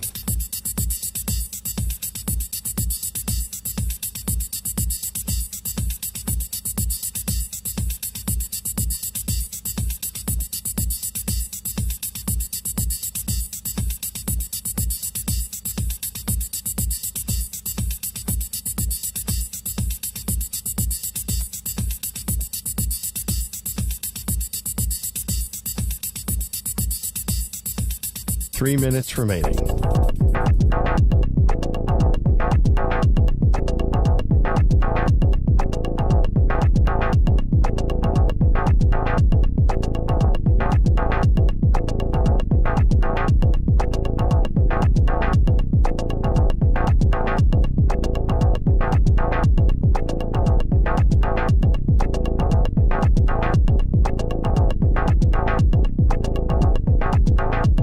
Two minutes, 30 seconds remaining.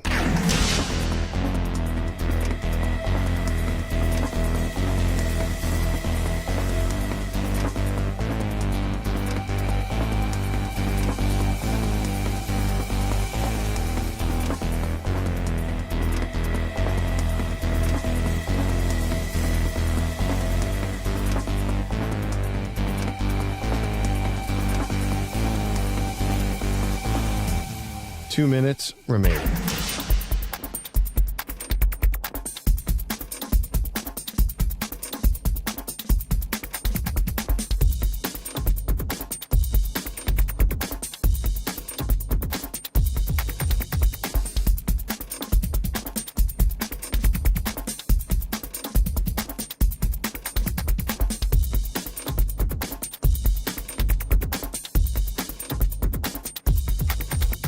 1 minute, 30 seconds remaining.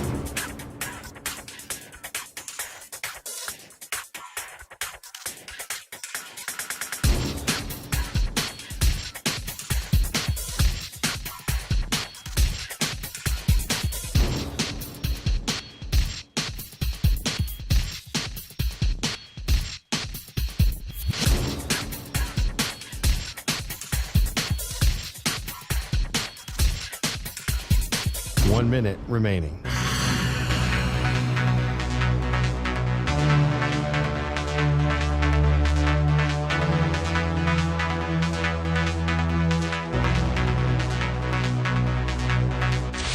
Five seconds remaining.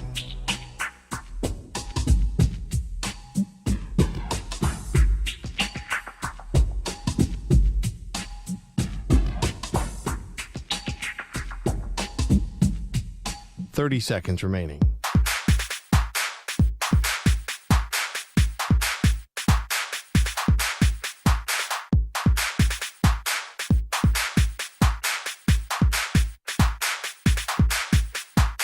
Seconds.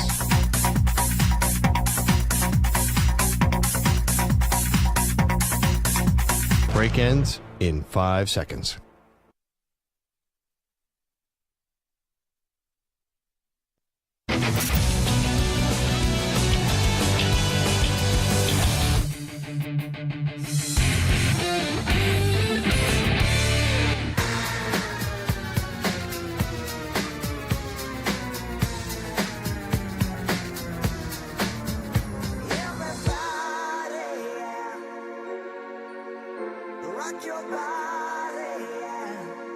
Hey, this is Howie. And this is Nick. We're the Backstreet Boys, and you're listening to the Zach Gelb Show on CBS Sports Radio. And guess what?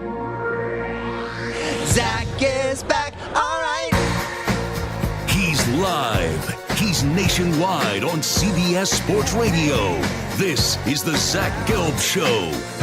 It's time to answer Ask the Pros question of the day, and it's brought to you by O'Reilly Auto Parts. Brian chimes in, and he says, Zach, my coworker asked me if he should bet his friend a sausage biscuit that the Panthers would beat the Cowboys. I told him I'm realistic and said no. How many biscuits would you bet for a W?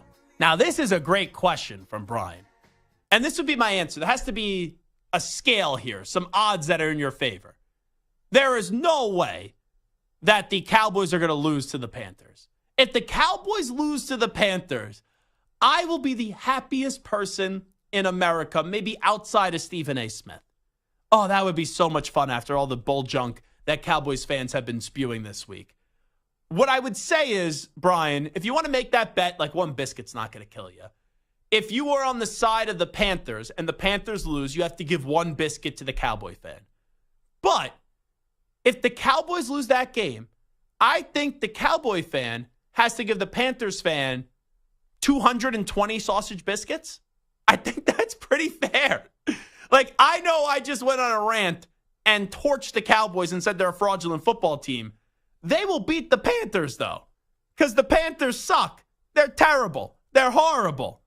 And I don't care where this game's being played. I know it's not in Jerry's world, but I do think that's fair. Panthers win. The friend gets 220 sausage biscuits from the Cowboy fan. But if the Cowboys win, the Panther fan only has to give one sausage biscuit. So that is the way that I would answer your question. I hope that helps you out. Let me tell you, I once went to Memphis for a wedding, and they have some good barbecue in Memphis. But one of my good friends got married in Memphis, met a gal from Memphis. They got engaged, married, the whole 9 yards. I already have a kid, a beautiful kid, baby Abe. The brunch at that wedding on that following Sunday or Monday, I forget what it was, they had a sausage biscuit gravy, a biscuit covered in gravy. It was one of the most epic things I've ever had. That brunch, I still have dreams about that brunch. There was so much food at that brunch, I didn't know what to do. I got to take food onto the plane. That's how much food we had at this brunch. There were so many leftovers, and it was not because there was any shortage of food. It was just because there was so much damn food, and it was one of the more gluttonous experiences I've ever had in my life. All righty, finally, The Browns have lost Deshaun Watson for the season following this shoulder injury, going to need surgery. Where should the Browns go from here? They're going to start Dorian Thompson-Robinson this week. And then if it doesn't work, I guess they're going to go to P.J. Walker. They're going to bring somebody else in. Andrew Berry did say that they're planning on bringing somebody else in and then said they still believe in the room. So it was a very confusing answer. We played it for you earlier. But here's some names that I've just come together with and we'll throw out there. Tom Brady. You got to call Tom Brady. I believe Tom Brady will say no. You got to call, just to kind of like play with Steelers fans, Ben Roethlisberger. I think Ben Roethlisberger is shot. He's done. When he was ending his career, he had no juice left in that arm and that shoulder. But I don't even think Ben Roethlisberger would take the phone call from the Cleveland Browns. Then Phillip Rivers. I could see Phillip Rivers, right? Who's been away for 2 years, coaching high school football, but supposedly there was a plan with the 49ers that they got to the Super Bowl that he would have started for the San Francisco 49ers. I think you placed the phone call to Phillip Rivers. Nick Foles. Now, Nick Foles, the last time we saw him on the football field, man, he took a bad hit up against the Giants, and it was really scary what happened. Usually I would dismiss Nick Foles, and I don't think Nick Foles is actually a good quarterback. He just had one great season and then a great run where he had those 27 touchdowns and 2 interceptions when he was getting coached by Chip Kelly, won the Pro Bowl MVP. And I didn't hear anything from Nick Foles. He goes back to Philadelphia, Wentz gets hurt, and then boom, he goes and wins the Super Bowl. The reason why I would say that you at least got to give Nick Foles a try is you're not asking him to be the starting quarterback for the entirety of the season. We're already in Week 11.